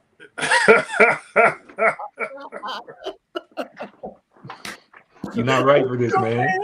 Oh man, how the mighty have fallen. Oh, that boy was throwing the earth like a comet. Take the under. You're not right for this, man. Oh my God, Jamel, man. your mic, bro. Yo, what's man. going on? Son, no. Bro. It's over. Oh, bro. I would have. Yo, when he comes back, that's how everybody. That's it. That might be how you feel about Bam. That might be how you feel about Bam on the cool. Bro. Oh man. Okay, so Bam Adebayo did score 83 points. He is now the 2nd highest scorer in NBA history of a game. Right? Mm-hmm. I'm sure there's a bunch of sentiments that go into this. I'm interested to see where the conversation goes, but he did score 83. He did. He did. Welcome back. I heard everything y'all said. We heard it too. Yeah. we heard everything you didn't say. What? I was running. No, I was getting more water. That's a slick old man right there. Oh my God. This guy good. Oh my God. Are you serious? I'm dead serious. Oh my God. Come on, my cameras. What do you? Shame on all 3 of you. Hey, whatever happened to old heads sticking together? Whatever happened to that? This guy good. This lack of loyalty. This guy good, bro. Shame on all of you. You know that? You know what? I'm taking each of you Negroes off my Christmas list. Homie showed us a bottle with cold condensation. Fresh out the fridge. This one isn't. Hello? Look at that. See? I went to go get some more. Come on, man. What are we talking about, man? Why y'all trying to hate? Man. You know what? Smooth move. I respect it. Anyway, I did hear what you said about Bamathy, and I heard that he has 8 points. And I think that is why people are so upset about him scoring 83. He was averaging 15. He was averaging 15 this season. It's very unexpected. It was unexpected. But, you know, Rose talking about, and oh my God, I want to say Damon Stoudemire. I don't know why, but the brother from Portland. Damian Lillard. Lillard, thank you. I'm thinking Damon Stoudemire. Damian Lillard, he said he scored an ethical 71 points. I said, what's so ethical about it? And we're supposed to discuss it now, but I can give you a few examples. I can give you a few examples. Wait. You saying Rose ducking you before you get there? Hold on. If you saying Rose ducking you, you can say it out loud. You saying Rose? Yeah, you saying Rose ducking? Oh, 1,000%. Absolutely. Okay. Yeah. I just wanted to make sure we have it on record. Yeah. Okay. Like, is it Daffy? Is it Donald? Is it Darkwing Duck? You see what David do? He be pouring the gasoline. I'm just asking. I'm just asking. So ethical describes actions, beliefs, or principles conforming to accepted standards of morality, right conduct, or professional rules. Bam broke none of those. Absolutely none. So I'm here for this. I'm so here for this. Ethical scoring, he scored ethically. It's just that Washington didn't play ethical defense, and that's what the problem was. They were very unethical defensively, which is why Bam was able to score 83. For people upset that he passed Kobe, he's in second place. Like, I can't believe people are arguing over second place. Is that what we're eating at scraps right now? I'm not mad he passed Kobe. I'm just mad that this is going to be a conversation. Nah, you mad he passed Kobe. You don't got to lie. Yeah. There's a little bit. I'm not mad. No, I told you, if someone would have passed Kobe, I would have rather been one of his like proteges, like Devin Booker or somebody he's actually worked with where he had his hand into it to where it could have been cool. It hasn't been that long since he's passed. So like, this is something that still means something to us Kobe fans for sure. I'm not saying that a record isn't supposed to be broken. That's the whole point of a record. Kobe went after it. He went the MSG. He had the highest points, 62, all that type of stuff. So, like, there's a reason why those things are there. They're supposed to happen. I just didn't like the fact that we have to sit here and look at this last 4 or 5 minutes of the game with him chunking up 35-footers, missing the rim completely, hitting off the side of the backboard, and then his teammate getting the ball, turning around, throwing it back to him again so that way he could get a baited foul to get to the free throw line so that he could break the record. So that's what's a baited foul? Record. What's a baited foul?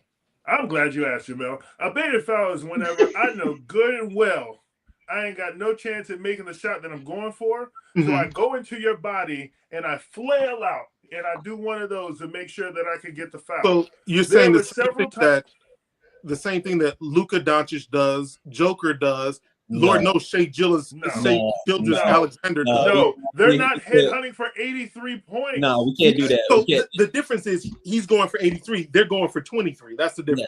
Yeah, there's context. You're violating so many unwritten rules of basketball. Like what? Which unwritten rule? Well, you know how like when you're up by a significant portion in the fourth quarter, you're not supposed to get on a fast break and do like a off the backboard all-star dunk? No, I didn't know you're not supposed to do that because NBA players do that. Supposed to do that.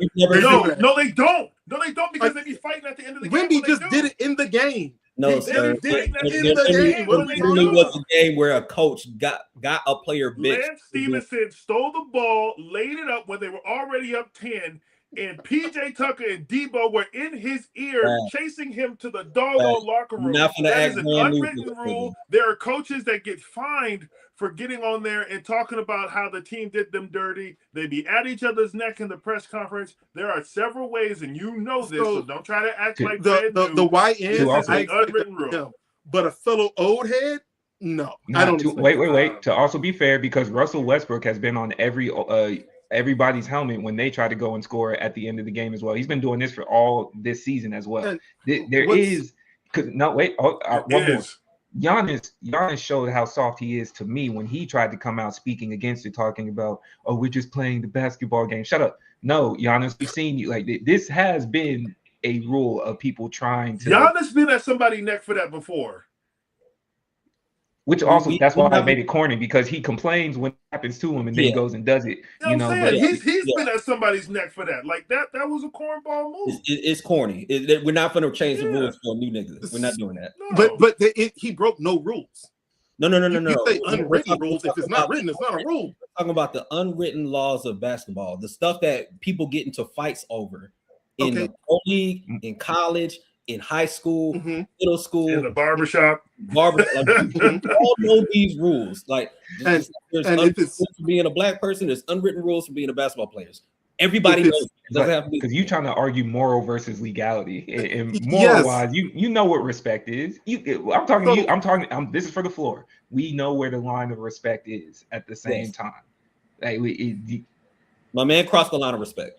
You're an older guy like myself. So did you see Kobe scores 81? Yeah. Okay, we saw Kobe scores 81. I saw Jordan drop his 63. I saw Jordan drop his 69. You saw Wilt drop his 100 too. You were there. Huh? What did you say? That was such. I said you saw Wilt drop his 100 too. You was there. Look, we looked it up, Mr. Ray. We looked it up. Yeah, it was 1962. I was not around in 1962, Raymond. So, with that being said, the team feeds you the ball. When you're hot or you're closing on a record or personal high, they feed you the ball. The defense, their job is to stop you. Like Michael Wilbon says, if you don't want the other team to score or the other player to score, play some damn defense. No, the Washington Wizards are the ones that should be the most embarrassed in the situation because they allowed a person to outscore them basically by himself. Yes, so, Washington should be embarrassed. Yeah, they should definitely be embarrassed. This is a chip to the armor. But again, it's Washington. I don't think they care. But you're a professional NBA player. Professional and it's athlete. Washington. You might as well be talking about they're still professionals. It doesn't matter that it's Washington. They're still professionals. It does. It is their job. Okay. I think the embarrassment pie goes something like this. Like Washington should be maybe like 40, 50%. I say 40% embarrassed out of this pie. Bam is probably like 20% of that pie. Because when you watch the tape back, it looks worse. You ever heard that line? Rewind to find is more to find. Loaded luxuries. When you watch that tape, there's literally a segment of the game in the fourth quarter where he shoots a three, random. He just shoots it, right? It breaks. They get the rebound, pass it right back to him. He shoots again. He breaks.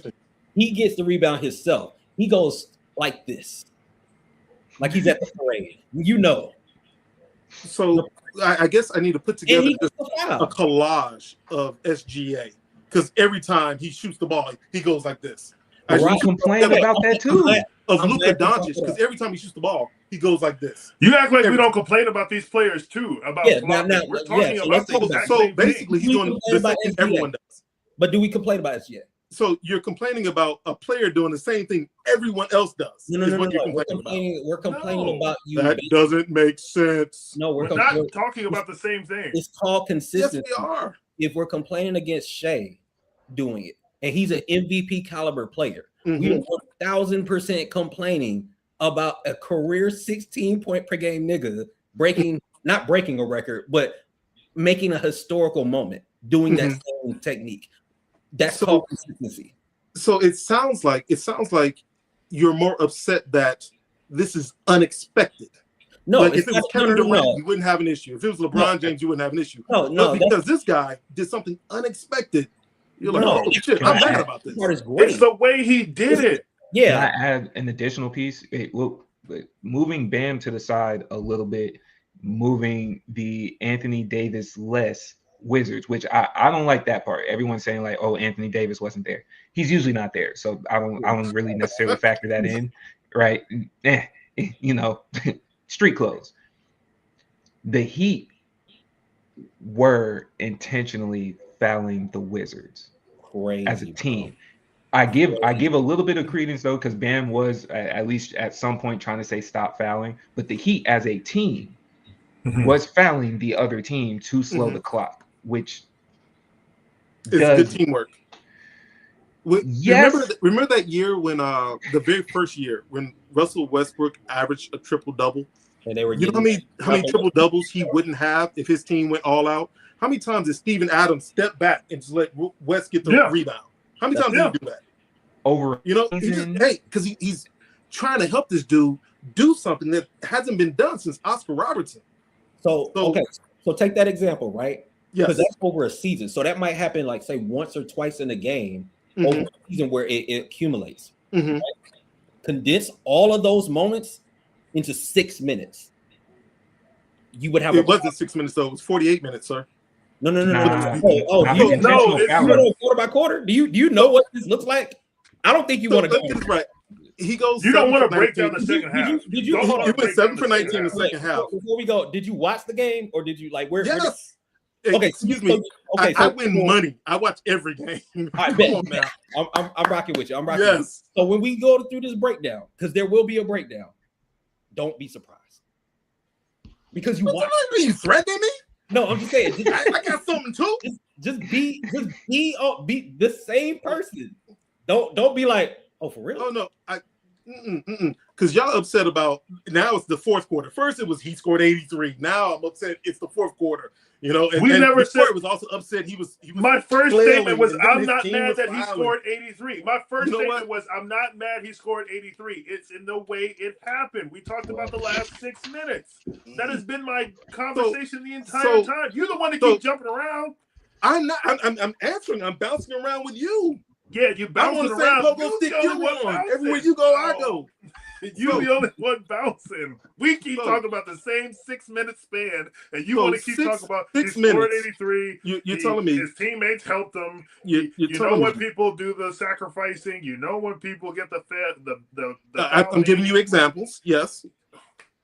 So minutes. We're talking about 6 minutes in a span of time. So, but do you hear what you're saying? The game is 48 minutes. You're arguing about 48 minutes.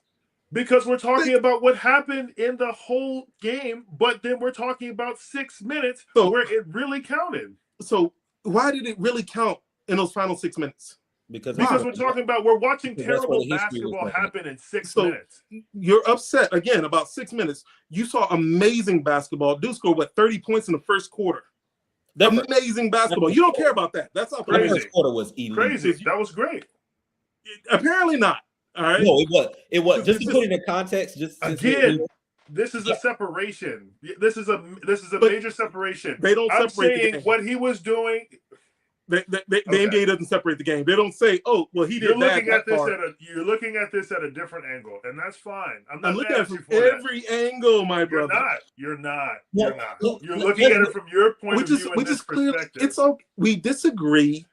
I think it's an amazing thing. I don't care about his team fouling people. I don't care about that. I don't care about him launching shots. If I was close to passing Kobe, I'd be launching shots too. If they triple team me at the other end of the court, I'm throwing it from the other end of the court. This was some rec league stuff. This is somebody who had a rec league record that they saw in the corner of the board. Like for real. I think where people are getting lost in the conversation, because it is a amazing situation. 83 is 83. Yeah, 83 is 83. So we're not taking that away. I think where we're losing the plot is when we push back on the gimmickiness of it. So like we can say like this is an amazing game, this is an amazing performance. The endurance that it takes to even put up that many shots is incredible. However, you gotta call a spade a spade. We're not gonna act like these two things are the same. Like the gimmicks are a part of what made that happen. We have to accept the good with the bad. So 43 free throws is insane. I don't care what game it is. 43 free throws is insanity. Did you hear what you said? Except the good with the bad. They go hand in hand. Ultimately, it's one whole game. It's one whole game. But you're fighting the bad. Accept it. You need to embrace it. It was bad. I'm not. This is very prison of you. Just embrace it. No, I'm not. You're not embracing the coonery? All right. You didn't. But the circus. So you didn't see the circus. You didn't see the clowns. Here we go. But every time you watch someone who scores, Luka had 71. What, 2 seasons ago? A season ago, he scored 71 points. Guess what? He was doing the same thing. No, he wasn't. Same thing. No. Yes, he was. He was launching shots. No, Luka's a better shooter. No. Go back. You know how close that game was? He's a better shooter. I'm sorry, I didn't mean. That was actually a good game. It was actually a good game. They needed those points. He wasn't up like 30. It's Kobe's team won by 20 when he scored his 81. It was the Lakers were losing initially, but when they passed him, they blew by him. All right, that wasn't a good game. You heard what you just said. They were losing, and then Kobe had to get to work so that way that they could propel the win. And then he still, whenever he got to 81, what did he do? You pick and choose. You didn't hear me say when they were losing initially. Initially, you dropped off completely, just like the good part of the game. Out of the game. Oh he my checked goodness. out of the game. He didn't keep going for more. He checked out of the game. Apathy. Hey Mel, let's level set this. Let's level set this. For context, Kobe, he scored 28 points in the fourth quarter. Mm-hmm. He scored 81. Mm-hmm. Only one of those points did he score when the Lakers were up 20. Comparison: Bam Adebayo scored 21 points in the fourth quarter. 14 of those 21 points, they were up 20. It's not the same. Why is it not the same? 43 free throws. Because his team was blowing him out. Is that what you're saying? It's called stat padding, and we know we frown on stat. And players do that. Why are we acting brand new about stat padding? Because players do it all the time. We just always been shunned. Russell Westbrook and how his team would clear out. And it's always been shunned. It's always been shunned. Why are we acting new? Because players do it. Why celebrate this when we shun everything else? We literally shun stat padding. For real. Why are we celebrating this when we know it's stat padding? Because players do it. I'm giving you the answer. Y'all just not listening. Players do it all the time. So that makes it acceptable? All the time. So we lower our standards because they do it consistently. Consistently? Yes. There's a normalcy to it. It's done all the time. So we're supposed to lower our standards. I'm sorry? We're supposed to lower our standards. What are our standards? Not stat pad. That 43 free throws is insane. That's my standard. 43 free throws is insane. What, 37 of them? No, what I'm saying they're is like, free throws. You're supposed to hit them. There's no defense. We know you're supposed to. What's Shaq's free throw average? Because Bam's a center. And we got on the helmet about that all the time. It's supposed to be free shots out of all. I'm of the opinion of any shot that you are supposed to practice that's not a layup, that you should be a high percentage, it is that free throw line. Hey, so you making 37, that's what you're supposed to. Centers, what is their average? What do you think? I mean, I know you wouldn't know off the top of your head, but do you think that they shoot free throws fairly well? Do you think another center is going to hit 37 out of 43? In today's league, yes. Yes. Joker, who else? Wemby. Yeah, 100%. Wemby. So if we look at Phoenix's center, Iggy, whatever his name is, he's not going to do it. Zubac is not going to do it. Bagley's not going to do it. Claxton's not going to do it. Porzingis would absolutely do it. Embiid might get it, but Drummond's Porzingis would. Yeah. Porzingis would do it. Carl Anthony. Yeah. Porzingis can shoot. So we have, 10 centers out of 32? 32 teams. Because it's not 32 centers. There's some bench players that can do it too that we just don't see. Anthony Davis. Yeah, he could do it. Anthony Davis, I don't know. You don't think his free throw percentage is good? I just said I don't know. Look, you don't think he can do it? No, I don't know about Anthony Davis. He's a fringe player when it comes to shooting free throws. But I mean, we're just gonna disagree, and it's okay. It's okay. You didn't like it. I'm okay with it. No, I'm not. I'm just trying to get to the point where I'm trying to understand the perspective of lowering the standard. Like if So let me. Can I answer? Because I'm kind of split on it personally, right? My genuinely only gripe is the 43 free throws. And the part of in those 43 free throws, you have the Heat intentionally fouling the other team to try to go add those points. That's where it's a struggle for me. I can understand the whole aspect of it's a team game. I understand the fact that you got 83, which is dope because it's surprising that it's Bam when you've been averaging 15. The struggle that it seems maybe not necessarily here, but it seems like the overall pushback, especially after we watch Ice Cube's son kind of spaz out on Twitter about it. Ice Cube's son, which I'm sorry that I can't remember his name. O'Shea Jackson Jr. Right? I don't want to disrespect him and just calling someone's son. O'Shea Jr. seemed to be the representation of the whole Kobe side, right? And bringing that up. This is the way that Kobe did it. Blah blah blah. Which is interesting only for the fact that, like Jamel's point earlier, Kobe was the second highest to do it. If you believe that Wilt scored 100, I may not be there. There's no evidence. Y'all also told me that we landed on the moon in that same decade. Not sure. Can't say nothing about that.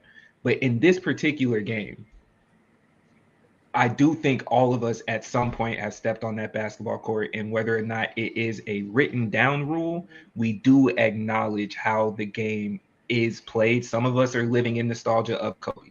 We saw that, we were there. It's interesting to see someone score this many points and not have the motivation of beating a case. I could say that. We could keep it clean. We could have an honest conversation. We can also say that when Devin Booker scored his 70, it didn't look right. He lost. When Luka put up his points, it looked amazing because those points were needed. All those games kind of ring true in the mindset because Devin Booker 71 looks like Bam's 83. You were down 30.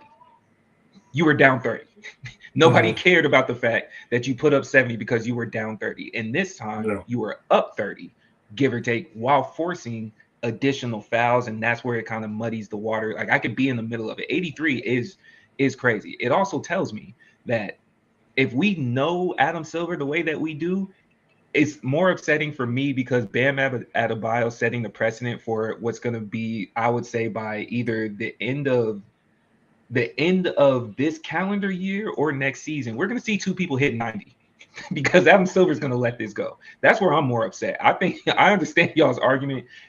We about to see Cat go for 93 just because, and that's what the standard is going to be of these intentional fouls and whatnot, bro. Like, we know it's so happening. The worst part about this, and this is coming from someone who's obviously an avid Kobe fan. The worst part about this is we are arguing that he had 83 points in any scenario. Now, we're not of that because we understand 83 is 83. But the fact that he's getting hate for scoring 83, I understand that shouldn't be happening. 83 points on the board is 83 points, whether you do that in rec league, whether you do that in the intramural, if you do that in the NBA, in college, 83 is 83. Correct. What we're talking about and why people are so in arms is because of the conversation of him passing Kobe. We watched it. We all have the nostalgia for it. I'm not ignoring it. I'm just saying that there is a level to this that doesn't need to be. Kobe would have loved to seen his record passed up.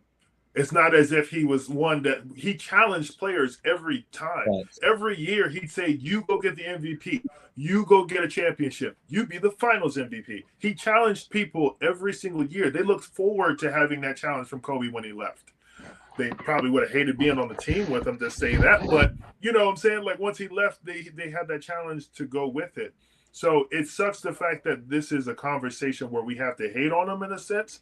But at the same time, we're not going to look at this as if it's the exact same scenario where Kobe was having to fight to bring his team back. We're not going to talk as if Damian Lillard's 70 wasn't a crazy, stat line that he had for the night. No one was out there stat padding at the end of the game the way Bam was. And that's where the correlation and the difference is being separated. Because we're watching clips and we're watching your team literally fight to help you break a record. Whereas these other guys were doing it just so they can keep their team in the game. So it has a level of that I don't like. And that's where I'm coming from. Again, 83, and I'll say this one more time. 83 is 83. Doesn't matter where you put it. It's up in the record books. We can't change it. But how you go about your 83 is why the argument exists. If you chuck every shot and you hit 30%, but you score 90 points, I don't care. It's 90 points. I don't care. And it can be an ugly game, an ugly 83. But like you said, still 83 points. And I understand y'all don't like it. There's this morality to it. But if you broke, prime example, Ricky Davis. Remember Ricky Davis when he went for that triple-double and shot at the other team's basket just so he can get a rebound? Yeah. And they're like, no, that's not a triple-double. Yep. They didn't give it to him. That's an unwritten rule that you broke that people were legitimately angry about. No, don't do that. His own team was pissed about that. Even his I was just about to say you can't be on the unwritten rules and then bring one up. You can't do that. I'm saying his team was mad. Bam's team was not. They were helping him. So did he really break unwritten rules on your team? And unwritten rules. Oh, Jamel about to make me lose it. We know Eric Spoelstra is a no-nonsense coach. What is he? Because he is. With this team? Eric Spoelstra, yes, with every team. He challenged LeBron. Absolutely. No. Eric Spoelstra learned under Pat Riley. With this team. No. Them boys having fun. Oh, boys out there having fun. They ain't out there doing nothing. Okay, you know what? I will give a little bit. He's a little bit easier on this team. I will give a little bit. That's all they're doing right now. Eric Spoelstra historically is a no-nonsense coach. Yes. And if he thought something was wrong, he would have taken Bam. As a matter of fact, Bam, look it up. Bam asked to come out. We ain't got nothing to look forward to this season, but you can give Bam 83 points. Okay, hold on. He's going to get his boy 83 points. Eric Spoelstra is a great coach and is a great friend, and so is the rest of the team. You know why? Because Bam has to go home and sit with a confirmed winner all the time. Asia Wilson over there is a champion on a regular basis. Literal GOAT. MVP, and you got 83 points. Yeah, they're together, bro. She was in the press conference. You watched all of it. Yeah. I didn't watch the press conference. I'm there simply so I can win. At the game that you watched, they zoomed in on her like 8 times. I wasn't paying attention to her. Again, I bounce around from game to game. I got the little 4 screens up, and I'm. Oh, I got you. Look, what I do know is he needed something to have a conversation at the dinner table. He did. Oh yeah. She fresh off an MVP and the championship. And she really wasn't even favored to win because everybody was on the Caitlin Clark hype train. And so you came over here, win 2. How many she got? She got 4. She got 4 of them things. And you got an attempt at the finals twice, 2 losses. Wait, he has 1 Olympic gold medal and 83 points. The weight, Eric Spoelstra is a great friend. It's what he is because he knows. He got more finals wins and won championships than he did in his entire career, bro. This is like when Sheldon Williams was dating Candace Parker and none of us could understand. I still don't. That right there is still a mystery. We all need crack. You let the whole community down, bro. Like, oh, Candace, come back. Yeah, man. I genuinely believe it's like if Bam gets 83, and the craziest part about it too, you know what? Another part, it might be more frustrating because we're seeing the output of this Heat team. Bam Adebayo is a very, very capable scorer. Bam Adebayo is he's really is an oversized guard, so he's forced to play down in the paint just because you happen to be 6'8", 6'9", and Miami just refuses to go get him help, especially after losing 2 finals because you didn't have anybody else of size. So you're stuck in this position where you should be able to play more freely like an Anthony Davis. You should be able to move around more like a Porzingis, but you're in Miami. If Bam would, if it's not, I don't even know if it's so much that it's Bam. If Bam was on any other team that was playing for relevance, we'd be okay. I believe. It's still tough to see Kobe get passed up because a lot of us have sentiments of growing up and you've seen that game. But if Bam was in Houston, if Bam was in San Antonio, if he was with Boston, if he was with New York, if Cat scored 83, I'd be pissed. Don't get me wrong. I don't want to see Cat ever be successful. If you trade Cat for Bam and he's in the New York Knicks, this is the highest talked about story in sports, at least until the Yankees win again, right? Because you did it in New York. It's just, I think for me, now that we're saying it out loud, is we expect nothing from Miami. We seen Tyler Hero go from being highly touted to now there's no Jimmy. And you know what happens when Jimmy leaves? Exposures everywhere, right? And you don't look the same. So we're just looking at a mediocre team, which is no different than when Devin Booker put up his 71. It's like, y'all aren't doing nothing. So why? I can't say that exactly, though, because I don't know how tapped in y'all been in with the league this year, but I mean, like, Miami's been on a heater for about 2.5, 3 weeks. Rudy, do you believe Miami is going to the Eastern Conference Finals? Absolutely not. But okay, that's it. That's what I mean by that. I'm not saying they're bad. Okay, yeah. I'm saying that like they haven't no. It's more in that conversation trash, of but you not beating the top 4 is what I'm saying. That's like saying Charlotte. That's like saying Charlotte going on this little run that they've been. I ain't gonna lie, Charlotte's balling, bro. They might be the best team in the league right now. They balling, right? But they have a bunch of young players that are gelling together that looks good. But is this turning into a championship? Is this going to the Eastern Conference Finals? That's what we're talking about. Where is it going? Like where the price for 300 looks like a phantom until a phantom shows up. To David, to what you were saying, Bam is a very undersized center, and he's 6'9". Mm-hmm. And remember when they played the Lakers in the championship game, and he stood next to LeBron, and they were talking about how the Lakers' small forward was bigger than Miami's center. That's crazy. Anthony Davis looked like he was playing with kids out there on the floor. He did. So, and then it happened again when they played the Nuggets. Yeah. Oh my God! Yes, it happened again. Bam looked like a guard trying to guard. This is more of an indictment on Miami. If anything, this is more of an indictment on Miami that you still haven't gotten him help. And I don't know why they don't play Khalil Ware more. Yep. Because dude is a legit 7-footer and he's athletic. And he's a bit of a knucklehead. What'd you say, sir? I'm just saying he's not big, so that's why you're looking at another Bam. Miami needs somebody to come in to be a physical presence. No, for sure. But they need someone more with a physical presence, and he's more of a stretch than he would be a big. If they get him in the weight room, remember Hassan Whiteside? He wasn't the biggest dude his first year either. But he put on some weight, and then he got paid, and then he retired. So, Can I ask a random question now that you just brought it up too? I thought about this earlier.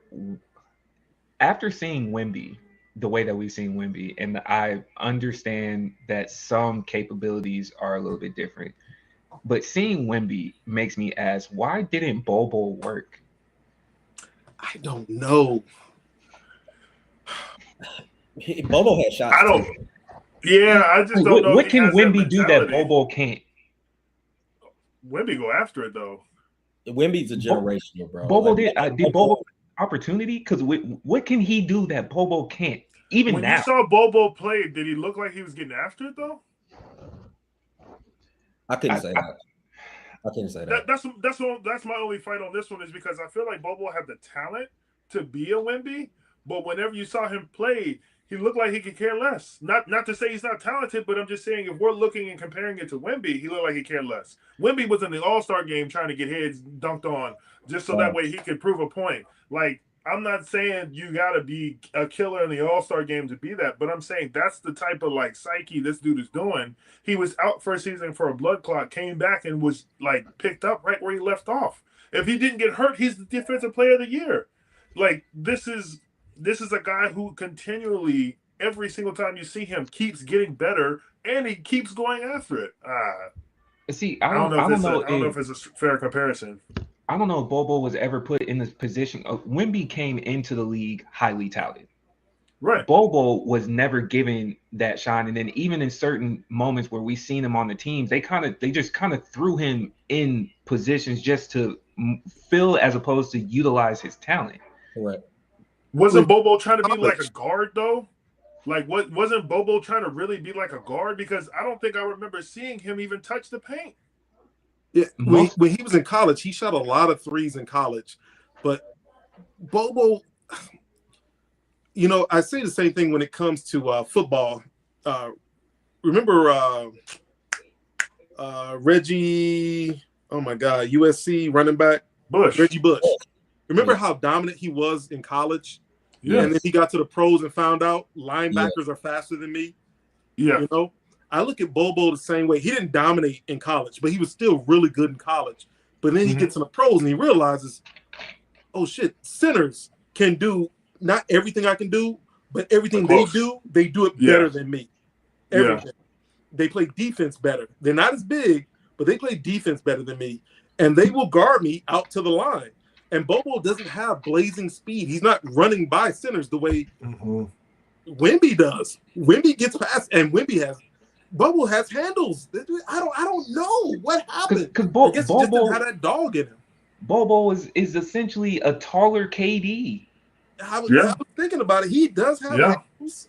He's a taller KD because it's not like KD was, especially post tear, but even a little bit beforehand, he wasn't blowing by. It was just enough to get the jumper off. At 7'3" is what Bobo is, I think. A center wasn't trying to step out. You know, that's what I'm saying. Like I don't understand. No, I understand the example that you're setting forth because you're talking about the same like outline. Like you're talking about this looks just like this, but why is this one so much of a monster and this one isn't? And I honestly believe the mentality that Bobo had was he was trying to be like a two guard. And not to say he couldn't be like a KD, but like the way he played, if you saw him at Oregon, he was trying to be a two guard. But quiet as kept for the first season and a half of Wemby. Wemby was trying to play like a two guard. Look at him now. But I'm just saying, like, I feel like, and I'm not saying that Bobo definitely did not have the opportunities that Wemby's had. So we can definitely agree on that. Like, there's something that happened in that situation. But as far as presenting him and giving him the opportunities and then what he did with them, I think two different outcomes. Because Wemby has progressively gotten better, even with the situation that he's in, where he has been handed the keys, but he's turned into a completely different player than he did just a year ago. Yes, absolutely. Wemby also went to monk school. I think that was the separation. Hey, Bo, baby, you know get that buzz. You know what I'm saying? Wemby came back with the firmest Vegeta widow's peak and doesn't care. No, he's a different person. What I will say as well, I will say this. Wemby did go to a franchise that is known for the internationals. If Bobo went to San Antonio, which they can still pick him up, I just want to toss that out there. You could still scoop him. You can still scoop him. You don't want to, though. Because when Wemby came, the league but several teams tried to give Bobo that look like, hey, Wemby's doing it. You come here and do it. And it was just the same product. It didn't go. It was the same product. He was like, oh, they brought me here to shoot this 30-footer. And it was like, no. Like, you have the length. Like every other. Get to the interior. Block me a couple shots on the fast break. Like, what are you doing? That's every other 7-footer, too, because Mo Bamba, I think he's in Utah now. And he's used sparingly. Fine makers out the league. You know, these are other 7-footers who are supposed to change the way the game is seen, and they didn't change anything. No, they didn't grow either. They didn't. Hey, you know what? Is this a light skin versus dark skin thing? We can say that. we can be honest, bro. Is it light skin versus dark skin, bro? If that's the case, Victor turning it around because that stereotype is supposed to happen the other way. No, but you can make him the face because he's brighter. Oh, he's the new era. Okay, I guess you can make him the face. Nah, I've wondered that question because every time I watch Wemby, I genuinely do not know. Even the other French dude, Star in Washington, who's starting to develop this year, and I'm looking at him and I was like, again, what is he doing that Bobo can't? Right? Yeah. Like you telling me a team like Washington or Sacramento couldn't scoop him. I understand what you're saying with the attitude because I did pay attention to that as well. But it's like I'm looking at it as I've seen worse attitudes be accepted right now. I think we were getting into the Bobo deep dive. No, because it was one of them. I got a slew of random questions. I usually write these down and save it for the pod. But this one, just because y'all had mentioned something about Wemby. And it spun my attention, or my thought process. But yeah, I look at that. I was like, man, somebody, because we see KD. It's the same build, just slightly taller. You know, he's but more healthy than Anthony Davis. But come on now, but that mentality, KD will break you down from here all the way down to the post. He'll hit you with a fadeaway. He will get all the way to the line. He does not care. Bobo, I'm telling you, watch the film. This man is literally sitting on the 3-point line like this. Anthony Davis doesn't even play. Yeah, but when he does, he does. Yeah. When that boy plays, he shifts a lot. Fair. When he's healthy, Anthony Davis is one of the best players on the floor. Period. Bar none. Okay. Fair. Now, it's been a while since we've had the pairing of Rudy and Jamel. Abe and I have been giving our NBA predictions for the last couple of weeks. Jamel, you did a few weeks ago, but we haven't had Rudy here to contest or anything like that. We're still trying to predict. We do it weekly. Eastern Conference, Western Conference Finals, and who's going to be in the championship. And since we did it last week, because I don't remember if anybody's missed a game, if the league stops right now because of 65-game rule, who's MVP? Oh, that's over. That's over with. Defensive Player of the Year. And then the participation trophy of Offensive Player of the Year, because whoever's not MVP and gets second usually gets Offensive Player of the Year. You know what I'm saying? So you saying it's over? You think I'm assuming you're saying SGA is the he pretty much shut the door. But that performance he put on against Golden State and Denver back to back, like the Denver game was crazy. Oh, bro, he didn't have his number 2, he didn't have his number 3, bro, and he still dogged them, and he was doing step back threes, which is like the one thing that we're like he don't got in his bag as a go to, and he like effortlessly. Mm-hmm. If that's real, if that's not a flash in the pan, it's a wrap, bro. It's a wrap. You don't know? You don't think that was just a flow state? Is that what the young bulls call it? I mean, he might have been in the zone, might have been in his flow state, but regardless, like the fact that he's so, bro. I saw something. I think I put it in the chat the other day. Do you know this nigga SGA is literally shooting 51% from 2? 51% from. That's what post players are supposed to do whenever they have a high percentage. Come on, bro, and we know there's a most shots.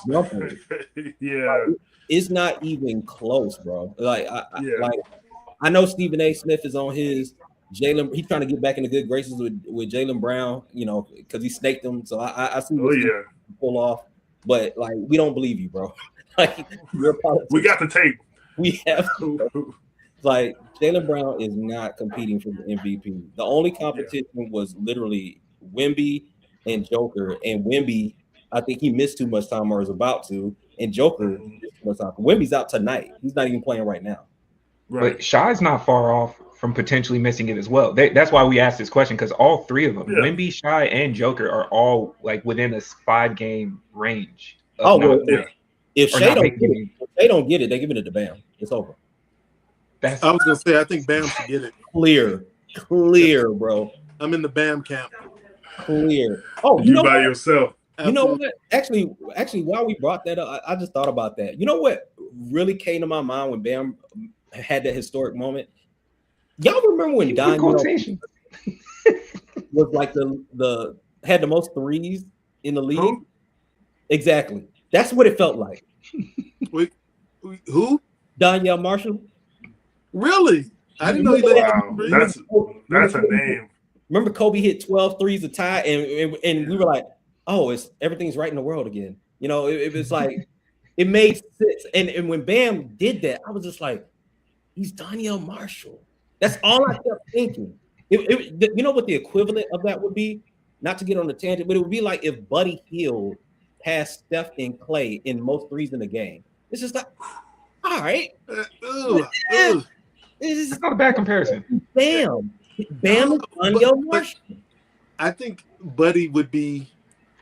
I think we would expect that more from Buddy than we would from Bam, because Buddy's a great 3-point shooter. But if Buddy did it like Bam, we would have a problem too.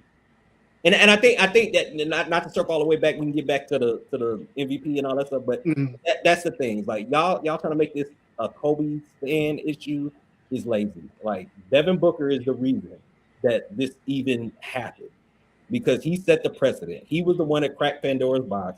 doing that filthy 70-point game that nobody respected when the league was trying to figure out, is Tatum the next Kobe? Is Booker the next Kobe? And y'all cracked the door open. Y'all let this nigga do that shit. Stat pad his way up to the last 12 seconds, trying to get 72 points. He missed the last floater. I know the tape. I watched it. It was disgusting. Same way we were barbecuing that nigga is the same way we barbecuing Bam, bro. But y'all let that nigga slide. And this is what happened. And yeah, I didn't know you could smell the hate also. I can see it, I can hear it, but now I can smell it. What, for Devin Booker? But back on Bam. But with that being said, they're cousins. I do think Jaylen Brown does deserve some votes for MVP. He does. Sure, no one expected Boston to be where they are. No one expected Boston to be this good. Nobody. 2 votes. All right. 2 votes. Yeah, I'm about to say, we got to put a number on that. Yeah, 2 votes. I didn't say how many votes. I didn't say he should be at the top. I said he deserves some votes for MVP. Like because I beg your pardon? Like second place vote? You think he should get a single first place vote? Absolutely. Over Wemby and Shea. I or said Cade? First place vote. I'm okay with it. Cade? Listen. Oh, look at Wemby's team. Look at Wemby's team and how they're set up. Wemby's team is set up for success. Very few injuries. Very few. Look at Boston. Jaylen Brown. Most people don't consider Jaylen Brown to be the best player on the team. They consider Tatum to be the best player. There's a reason why they traded. What? Wait, whoa. Absolutely. Hey. He's not wrong. He's not wrong. He's not wrong. Just hear me out. ESPN Tatum is considered the best player on the team. There's a reason why they traded Porzingis. There's a reason why they got rid of Holiday. They thought that they were going to tank. That's why it was a whole money-saving thing. Jaylen Brown, mind you, Peyton Pritchard stepped his game up. Derek White's actually having an off year, if I'm being honest with you. Right. But I didn't mean to jump on you. Look, let me just interject real quick. I didn't mean to jump on you on that one because obviously, as basketball fans, we know Jaylen Brown's better than Tatum. Now, the world likes Tatum more, and they want him to be the face. But we know that of the two, Jaylen Brown is a better. Yeah, exactly. The sex appeal. We see not intimidating. But he is. Yeah, I got you. Tatum is more skilled than Jaylen Brown. Don't get it twisted. Jaylen Brown has that dog, though. Jaylen Brown will do both sides. Everything Tatum won't do. All right? And then some. So I like, I'm not going to say he's better. I will say I like Jaylen Brown a lot more. I do. But the fact that Boston is in second place currently behind Detroit in the East, not just in their division, in the conference, I think he does deserve at least a first place vote. I think he does. Okay. That's a good argument for it. I'm not mad at that. Jaylen Brown does what Jason Tatum can with one hand. I'm not mad at that. I'm really not. Cade is playing with Tobias Harris, though. Like, you know what I'm saying? Like, you took. I love Cade Cunningham. And Isaiah don't show up Stewart because we all know he may be at the game or he may be in a fight. So you doing this with a known crash out on your squad, bro. Like. Cade doesn't even sound good enough for him. Bro, Duncan Robinson is your starting 2 guard. That is enough. Come on, man. I'm sorry. Like, despite the trade, Jaylen Brown still is playing on the championship caliber residual team. Cade is doing. Let me tell you, it's not just Cade. We got to give JB Bickerstaff his props too. Oh yeah, he's the winner in Cleveland. They fired him in Cleveland. He came to Detroit. He said, I'll win here too. And that's what they're doing. Now, Cade, you can see the progression every year with Cade Cunningham. But it helps having a good coach come in and coach the team up. And you're right. He's a crash out. Jalen Duren, mind you, he's one of the few dark-skinned Jalen's I know, but maybe that's why he plays so good too, because you got to prove a point. But Jalen Duren is a great rebounding center. He kind of reminds me of a less defensive Ben Wallace because he'll get every rebound, and he's a better scorer.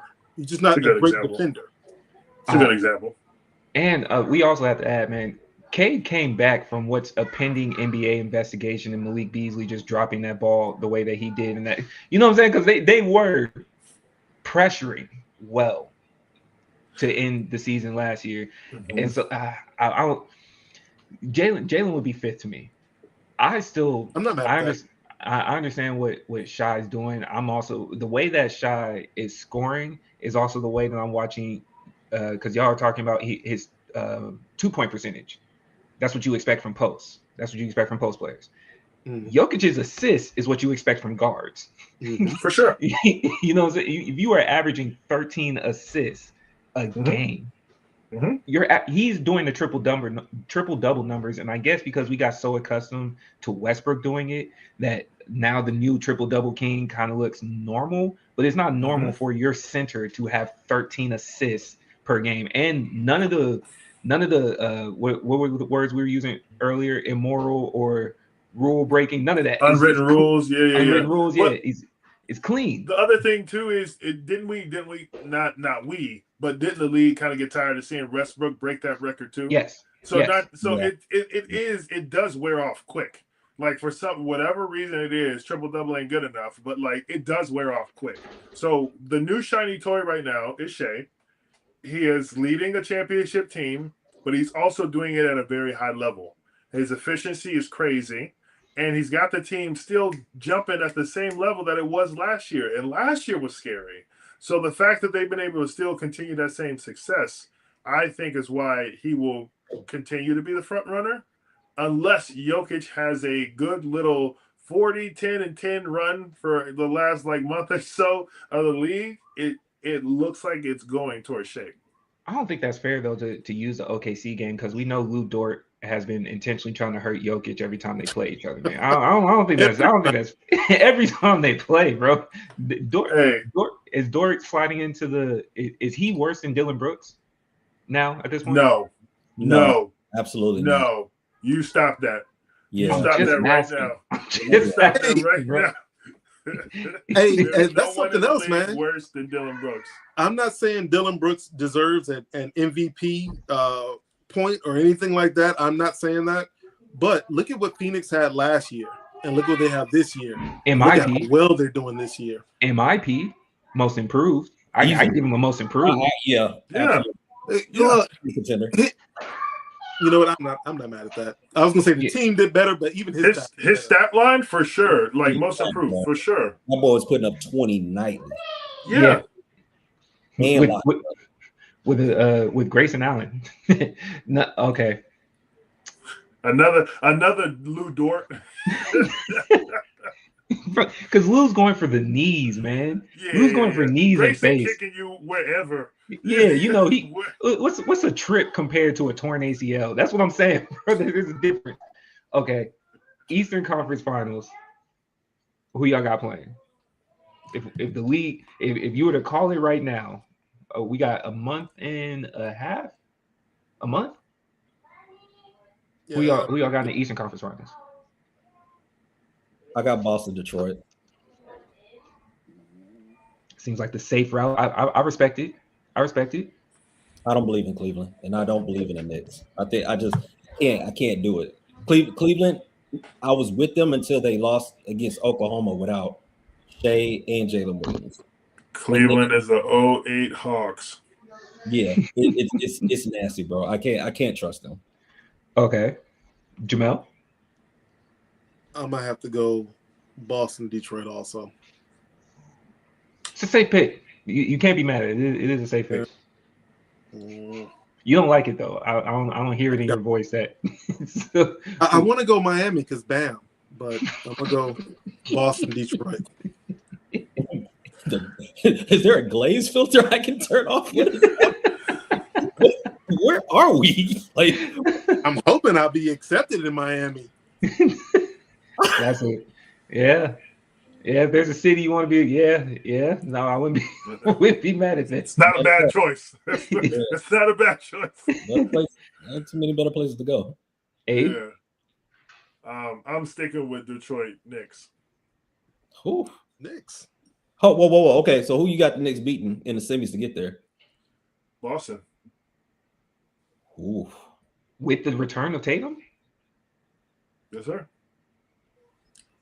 I don't think the Knicks is a bad choice. Tatum's not fully healthy. We don't know if he'll be fully healthy the entire season.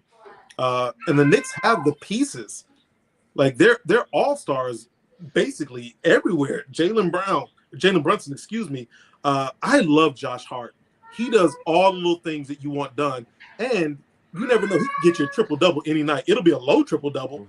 He's basically Draymond Green triple-double, 10-10-10. I just get it right there. And you know, but he does it. Anunoby, am I pronouncing his name correctly? OG, yeah. Yeah. So at the power forward is really, really good there. Very, very athletic. I like Mikal Bridges. I do. Yeah. Cat scares me. He's the only thing that scares me. I don't believe in Cat. Yeah, I don't believe in Cat, but I is. believe in everybody else. And I think they got enough to get past Boston. And the reason why I picked them over Boston is because of Tatum not being 100%. I think that is going to play a part when they get deeper into the playoffs, because he's going to be called to be old Tatum, and I don't know if he's ready to do that. So because of that uncertainty for where he is in his rehab and for where he is, you know, right now, just coming back, I don't need it to be a Brown Tatum problem. You know what I mean? So like for me, I'm relying on the Knicks to have Brunson and them handle business and, you know, get past Boston. So that's why I'm still kind of rocking with the Knicks right now. I'm on the side of Detroit and Boston.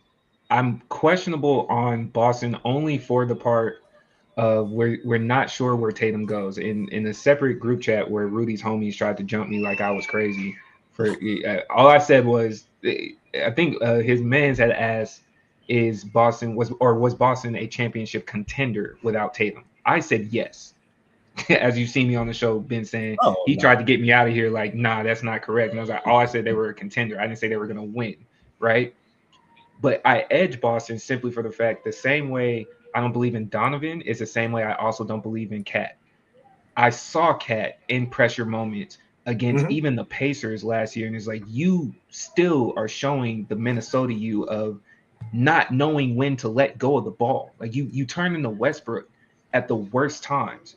When I need you to get a triple double, cool. When you need when you're needed first through third quarter, amazing. Then all of a sudden I see you trying to do a tween from the 3-point line, like you're not 7'2", and you don't already have the size on whoever's guarding you, and then it's a quick turnover and the flop, and that doesn't disappear. And you can't have that against a Detroit team that's locked in. You can't have that against a Boston team that's still kind of gelled, and that's what scares me about New York. You will, until it happens, will never see me bet on Donovan Mitchell. I understand James Harden is there. I know James Harden is accused of having a questionable playoff history himself.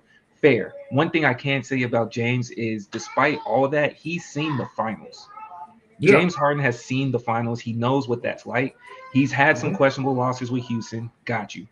Donovan Mitchell's never made it past the second round. So until then, kick rocks, big dog. I'm sorry. You've made the playoffs every single year of your career, and you've never made it past the second round. You are the problem. You're the common denominator. He was a 1 seed. You come on. That's what I'm saying. You can tell me it's Utah. No, you had Utah with the defensive player of the year multiple times. Didn't make it past the second round. That's on you. You gave us all them flashes when it was, what was it, him and Dame, or was it him and Jamal Murray going back and forth during the COVID? Him and Jamal Murray. Murray was hooping. Murray was hooping. Yeah. We haven't seen it. So that's where I'm at on the Eastern Conference. I think Pistons are locked in, but at the same time, what's kind of scaring me about them is the Pistons might also be the team to be upset for me. Yeah. Because they would be reaching heights that they haven't seen in a while. I know they are mentally tough, but it's also different once we all know if the way that they're playing now is super physical. If we get anything like the playoffs we saw last year, when we saw the whistle kind of mellow back and they let them play and people get to hit back, hey, Isaiah, if you crash out, you won't be able to play in a critical game 3 or 4. I don't know how many techs he has too, like as far as, the tech count, because Draymond's always verged. Because you can get kicked out of the game. Yep. You feel me? So I don't know where he's at on that scale either, and where that's going to play out in the playoffs as well, but that's going to be a thing. So what I'll say with Detroit is they're high risk, high reward. Because they haven't been there before, they have the number 1 seed. We all know being the number 1 seed doesn't guarantee you to be in the Eastern Conference Finals. That's with Cleveland. We've seen that with the Utah Jazz team. Like you have been there before, to where you've seen a number one team just completely get annihilated in the second round, or in the first round. You have Golden State knocking out Dallas. Like there's things that happen that where you see a team and you go, they've got the pieces. I don't know if I trust it though.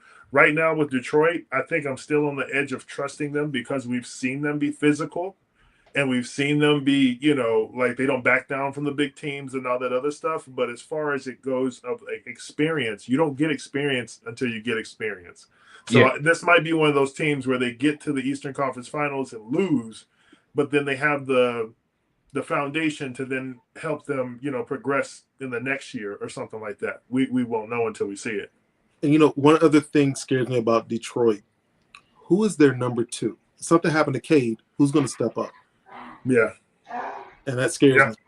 And that's why Cade is probably higher in the conversation for MVP than we think. One caveat I would say for Detroit, their litmus test is going to come from what does JB Bickerstaff do when Duncan Robinson gets played out of it? Because that's going to happen. In the playoffs, they're going to come around where they're going to play this boy off the court, and you're going to have a counter move. Yeah. You don't get experience until you get experience is definitely something I expected Jamel to say, not coming from Abe. I'm not you don't get experience till you get experience. It's definitely something I would have expected Jamel to say. Abe's an old soul, man. I don't know why he is. We should be best friends, Abe. You know that? We should be best friends. We're friends, bro. What's wrong? No. See, again, you're not hearing what I'm saying. We should be I heard you. Best friends. Nah. Your mind go way too far out. I was just telling my girl, like, when I get to California, me and Abe are gonna be best friends. Yeah. His mind doesn't go any further than we're used to seeing from the Michigan Blue. Y'all should be best friends. With that being said, Western Conference. I'm true blue, Abe. I'm true blue. Western Conference, where y'all at?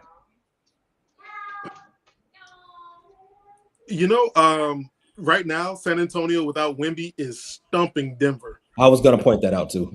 The game's gotten closer. They were up by, I think, 20 points, but they're up by 9 now. San Antonio is. I never count the champions until they're out, till they're gone. So OKC's got to be one. And I'm going to go with San Antonio for my other team. OKC and San Antonio. It's a safe bet. Yeah. It's the only bet. Right now, absolutely. I mean, it's hard to argue it. I'm all in agreement. I'm both of those teams. Same because they're best friends. Right on. We have a Step Brothers moment. Do we just become best friends? Yep. Yep. Rudy, you with OKC in San Antonio? Clear. I don't even think it's debatable, bro. Clear. The level, interesting. The level to I honestly, low key, have San Antonio winning the chip this year. I'll be real with you. I think they're. It's not a bad take. I do like. I don't want that for David though, but that's not a bad take. No, like David, for real, like. I don't want to hear him. Remember when I told you that the Lakers for sure were throwing a parade this year? Yes. I think San Antonio would have the legitimate one for the chip. We're still throwing a parade. It's from LeBron leaving, though. Yeah, that's what that was first thing I said. Yeah, was first time I came on here. I was like, Lakers are for sure throwing a parade for LeBron leaving, but San Antonio's gonna get that chip, bro. I really believe. I don't see anybody in the East that could really get them, bro. Because like I see Boston making the finals. I don't think Detroit has enough experience if they match up. I don't think they got the horses though. I think Tatum would get run ragged in that series, bro. They're fast, they're big, bro. You know what's crazy? The dark horse that I'm like worried about in that whole series is Dylan Harper because I can see him just eating. Yeah, him and Stephen Castle. Obviously Castle's like a front runner, like you see him coming. But the person that you don't see coming is the one that usually hurts you the most. And that's why I see Dylan Harper coming in being that person, and I'm sick about it. Not 3 rookies in a row. 3 rookies in a row from San Antonio. Man, They doing good.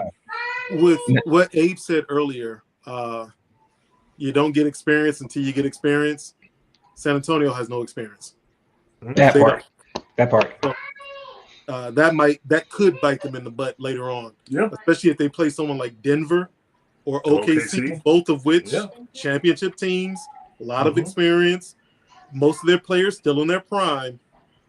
Either one of them could knock out San Antonio, but I think San Antonio is a more complete team and healthy. I agree with you. I think OKC would definitely still win the series, but I think Wemby would die, and it would be a 7-game series, and Wemby would literally die to try to make it to where they would win. I've been on record here with Abe and I the last couple of weeks. I don't have really much pushback to anything that y'all said, if any at all. Outside of the fact that I still have Houston as an upset team to crack. You've been solid on that. Yeah. And the only thing that I've been watching them recently that's really going to be their exposure, and it's the clear separation between them, especially record-wise, between them and OKC. Şengün is terrible on defense, bro. They are hunting him religiously, man. And you can't be that type of problem in the playoffs going against a San Antonio or OKC. You might, because I've been on here saying that they might catch San Antonio slipping. Is why that I would have them beating them. I don't think they could catch OKC slipping, but you can catch San Antonio possibly off guard with maybe 1 or 2 games that are pivotal, and then happen to pull one off, because I do think Houston gets at least 2 off of them, right? But Şengün, bro, my God, he looked like Luka. Man, they are just, and I'm talking about soft pick and rolls. He's not even looking to screen, or I'm sorry, he's not looking to show. He's not looking to shadow. He's not trying to slip it. He's not trying to do nothing. He's just, body contact. I'm by myself. Dang, they scored. Crazy. And he's just running back down the court, man. Like, you can't. And if they mess around and catch one of those teams slipping, because if you end up in a situation, I don't know right now that anybody catches San Antonio. San Antonio's second in the West, right? But they got an 8-game on Houston, so I'm pretty confident that that's the lock as of right now. 1 and 2 is locked in for the seeding. I don't know if you're Houston, do you try to move on OKC side of the bracket? Do you try to wiggle over to avoid Denver at all costs? They have to stay away from Denver. Well, okay, Denver, the Lakers, and the Nuggets. I'm sorry, Denver, Lakers, Rockets, all 40 games, right? So they're a game away from everything changing at any given point with them. You might, because you do want to avoid Denver, and have to. Yo, Şengün is Joker's son, bro. Every time they met, I took the under yesterday. It clear, easy. Like, bro, I don't want to play Minnesota either if I'm Houston. You sure don't. I don't want to play Minnesota either if I'm Houston. So right now they be playing Minnesota. I don't want to play Minnesota either if I'm Houston. Minnesota. Come up for real. That's what I'm saying. Like, I don't like you. Would you rather? I can take the loss to Jokic versus. We've been hyping up the Thompson, both of the Thompson twins are doing incredible for their respective teams. They are very pivotal pieces in that team. I don't know, despite the dog that they have in them, if their dog can outbark and bite Anthony Edwards. I don't know that right now. Ed gonna try to fight KD. Come on, what? So like, yeah, he gonna be headhunting. Like you went from looking like a pit into more of a French bulldog when he show up. And I'm not saying they'll back down, but Anthony Edwards being that type of person is going to be on 100 every single game makes it a little bit difficult, where a Şengün, you're only as strong as your weakest link. Let me throw some old head sayings out too, since Abe doing it. You're only as strong as your weakest link. And if Şengün's your weak link, that is a problem. I would want for a situation to allow, if we all have the same amount of wins, I would let Denver get 2 on me and I play the Lakers and smoke them. If I'm Houston, that's a good scenario. But that's where we're at with it. Okay.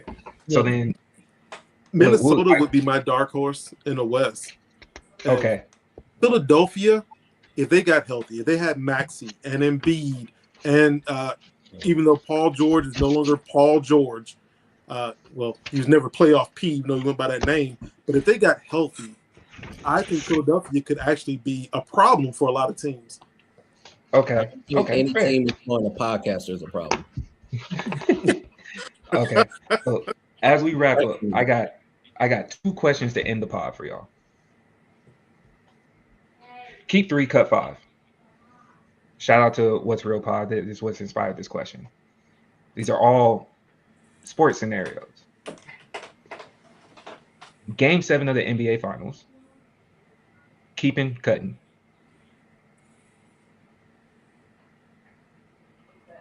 What's up? Whoa. We go one by one. You don't know what it is till I read it. I just wrote them down in random order. You keeping, cut. Keep 3, cut 5.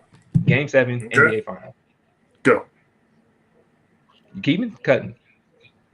Yeah, we got to make a decision now. Ooh, I wish you wouldn't have started with that, though. We keep 3, cut. Game 7. Have there been any good Game 7s lately? Pistons in OKC Pacers in OKC was just last year. Game 7. No, you said finals, right? Game 7, NBA Finals. Yeah, but that was a letdown, though. The Kings kind of. I'm cutting it because it's too early. We're cutting. Yeah, I'm gonna cut it. Okay. March Madness. Well, hold on, man. Keep it.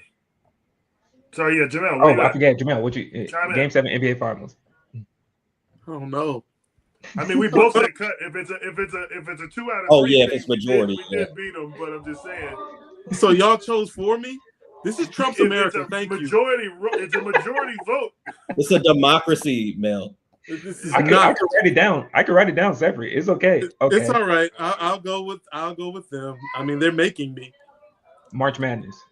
Keep it. No conversation. I'm keeping March Madness. I'm gonna let Mel call it so he don't feel like I'm boxing him in. You should have been doing this the entire night, Rudy. We like the same age almost by like 10 years. You older than me, but I'm gonna keep it. I'm gonna keep it also. Yeah. Okay. Game 7 of the NHL Finals. Cutting it, bro. Kevin Shinobi? you a whole samurai? There's some good games, man. Good grief. Okay. I don't like hockey to the playoffs, but I'm with you, Abe. Cut. World Cup Finals. Cut. Yeah. All right. One. You know what I'm saying? Y'all only got 1 of 4 right now, right? Game 7 of the World Series. Keeping that. Keep it. Keep. Unanimous. At the NBA, I'm surprised at y'all. I don't even watch baseball because we didn't know what the other ones were going to be. Yeah, that's fair. It was too early. It was too early. Okay, I know there's one that you. Okay, fair. Olympic 100-meter finals. Ooh, how many do we have left? How many Olympics? No. How many of the list do we have left? 1, 2, 3, 4. This is number 6. Yeah, so we can only keep one more. So it's this one or the next one, basically. He's gonna be a jerk and leave the last one for good. Y'all have only kept one. No, we've kept 2. We kept March Madness. Okay. And World Series. Yeah. So we have to keep one of these last 2. But I'm saying he's gonna be a jerk and he's gonna make the last one a really good one. Oh, it's 3 of them. There's 3 left, including this one. There's 3 left. So you got the Olympic 100. I'm cutting it. I'm cutting this one. College football championship. Yep, I'm in. Keep it. I'm back. So I'm back. Not. This is not for Ray. It's for you two brothers. No. Wait, before we answer, yes or no? It's yes or no. The Super Bowl. That's going to be one of them. Yeah, I'd rather watch the college football championship than the Super Bowl. Can we drop one and pick up a different one? Can we do that? I'd rather watch the Super Bowl than watch Major League Baseball World Series. Super Bowl with commercials or just the Super Bowl? The commercials weren't even good this year. I'm not a commercial guy.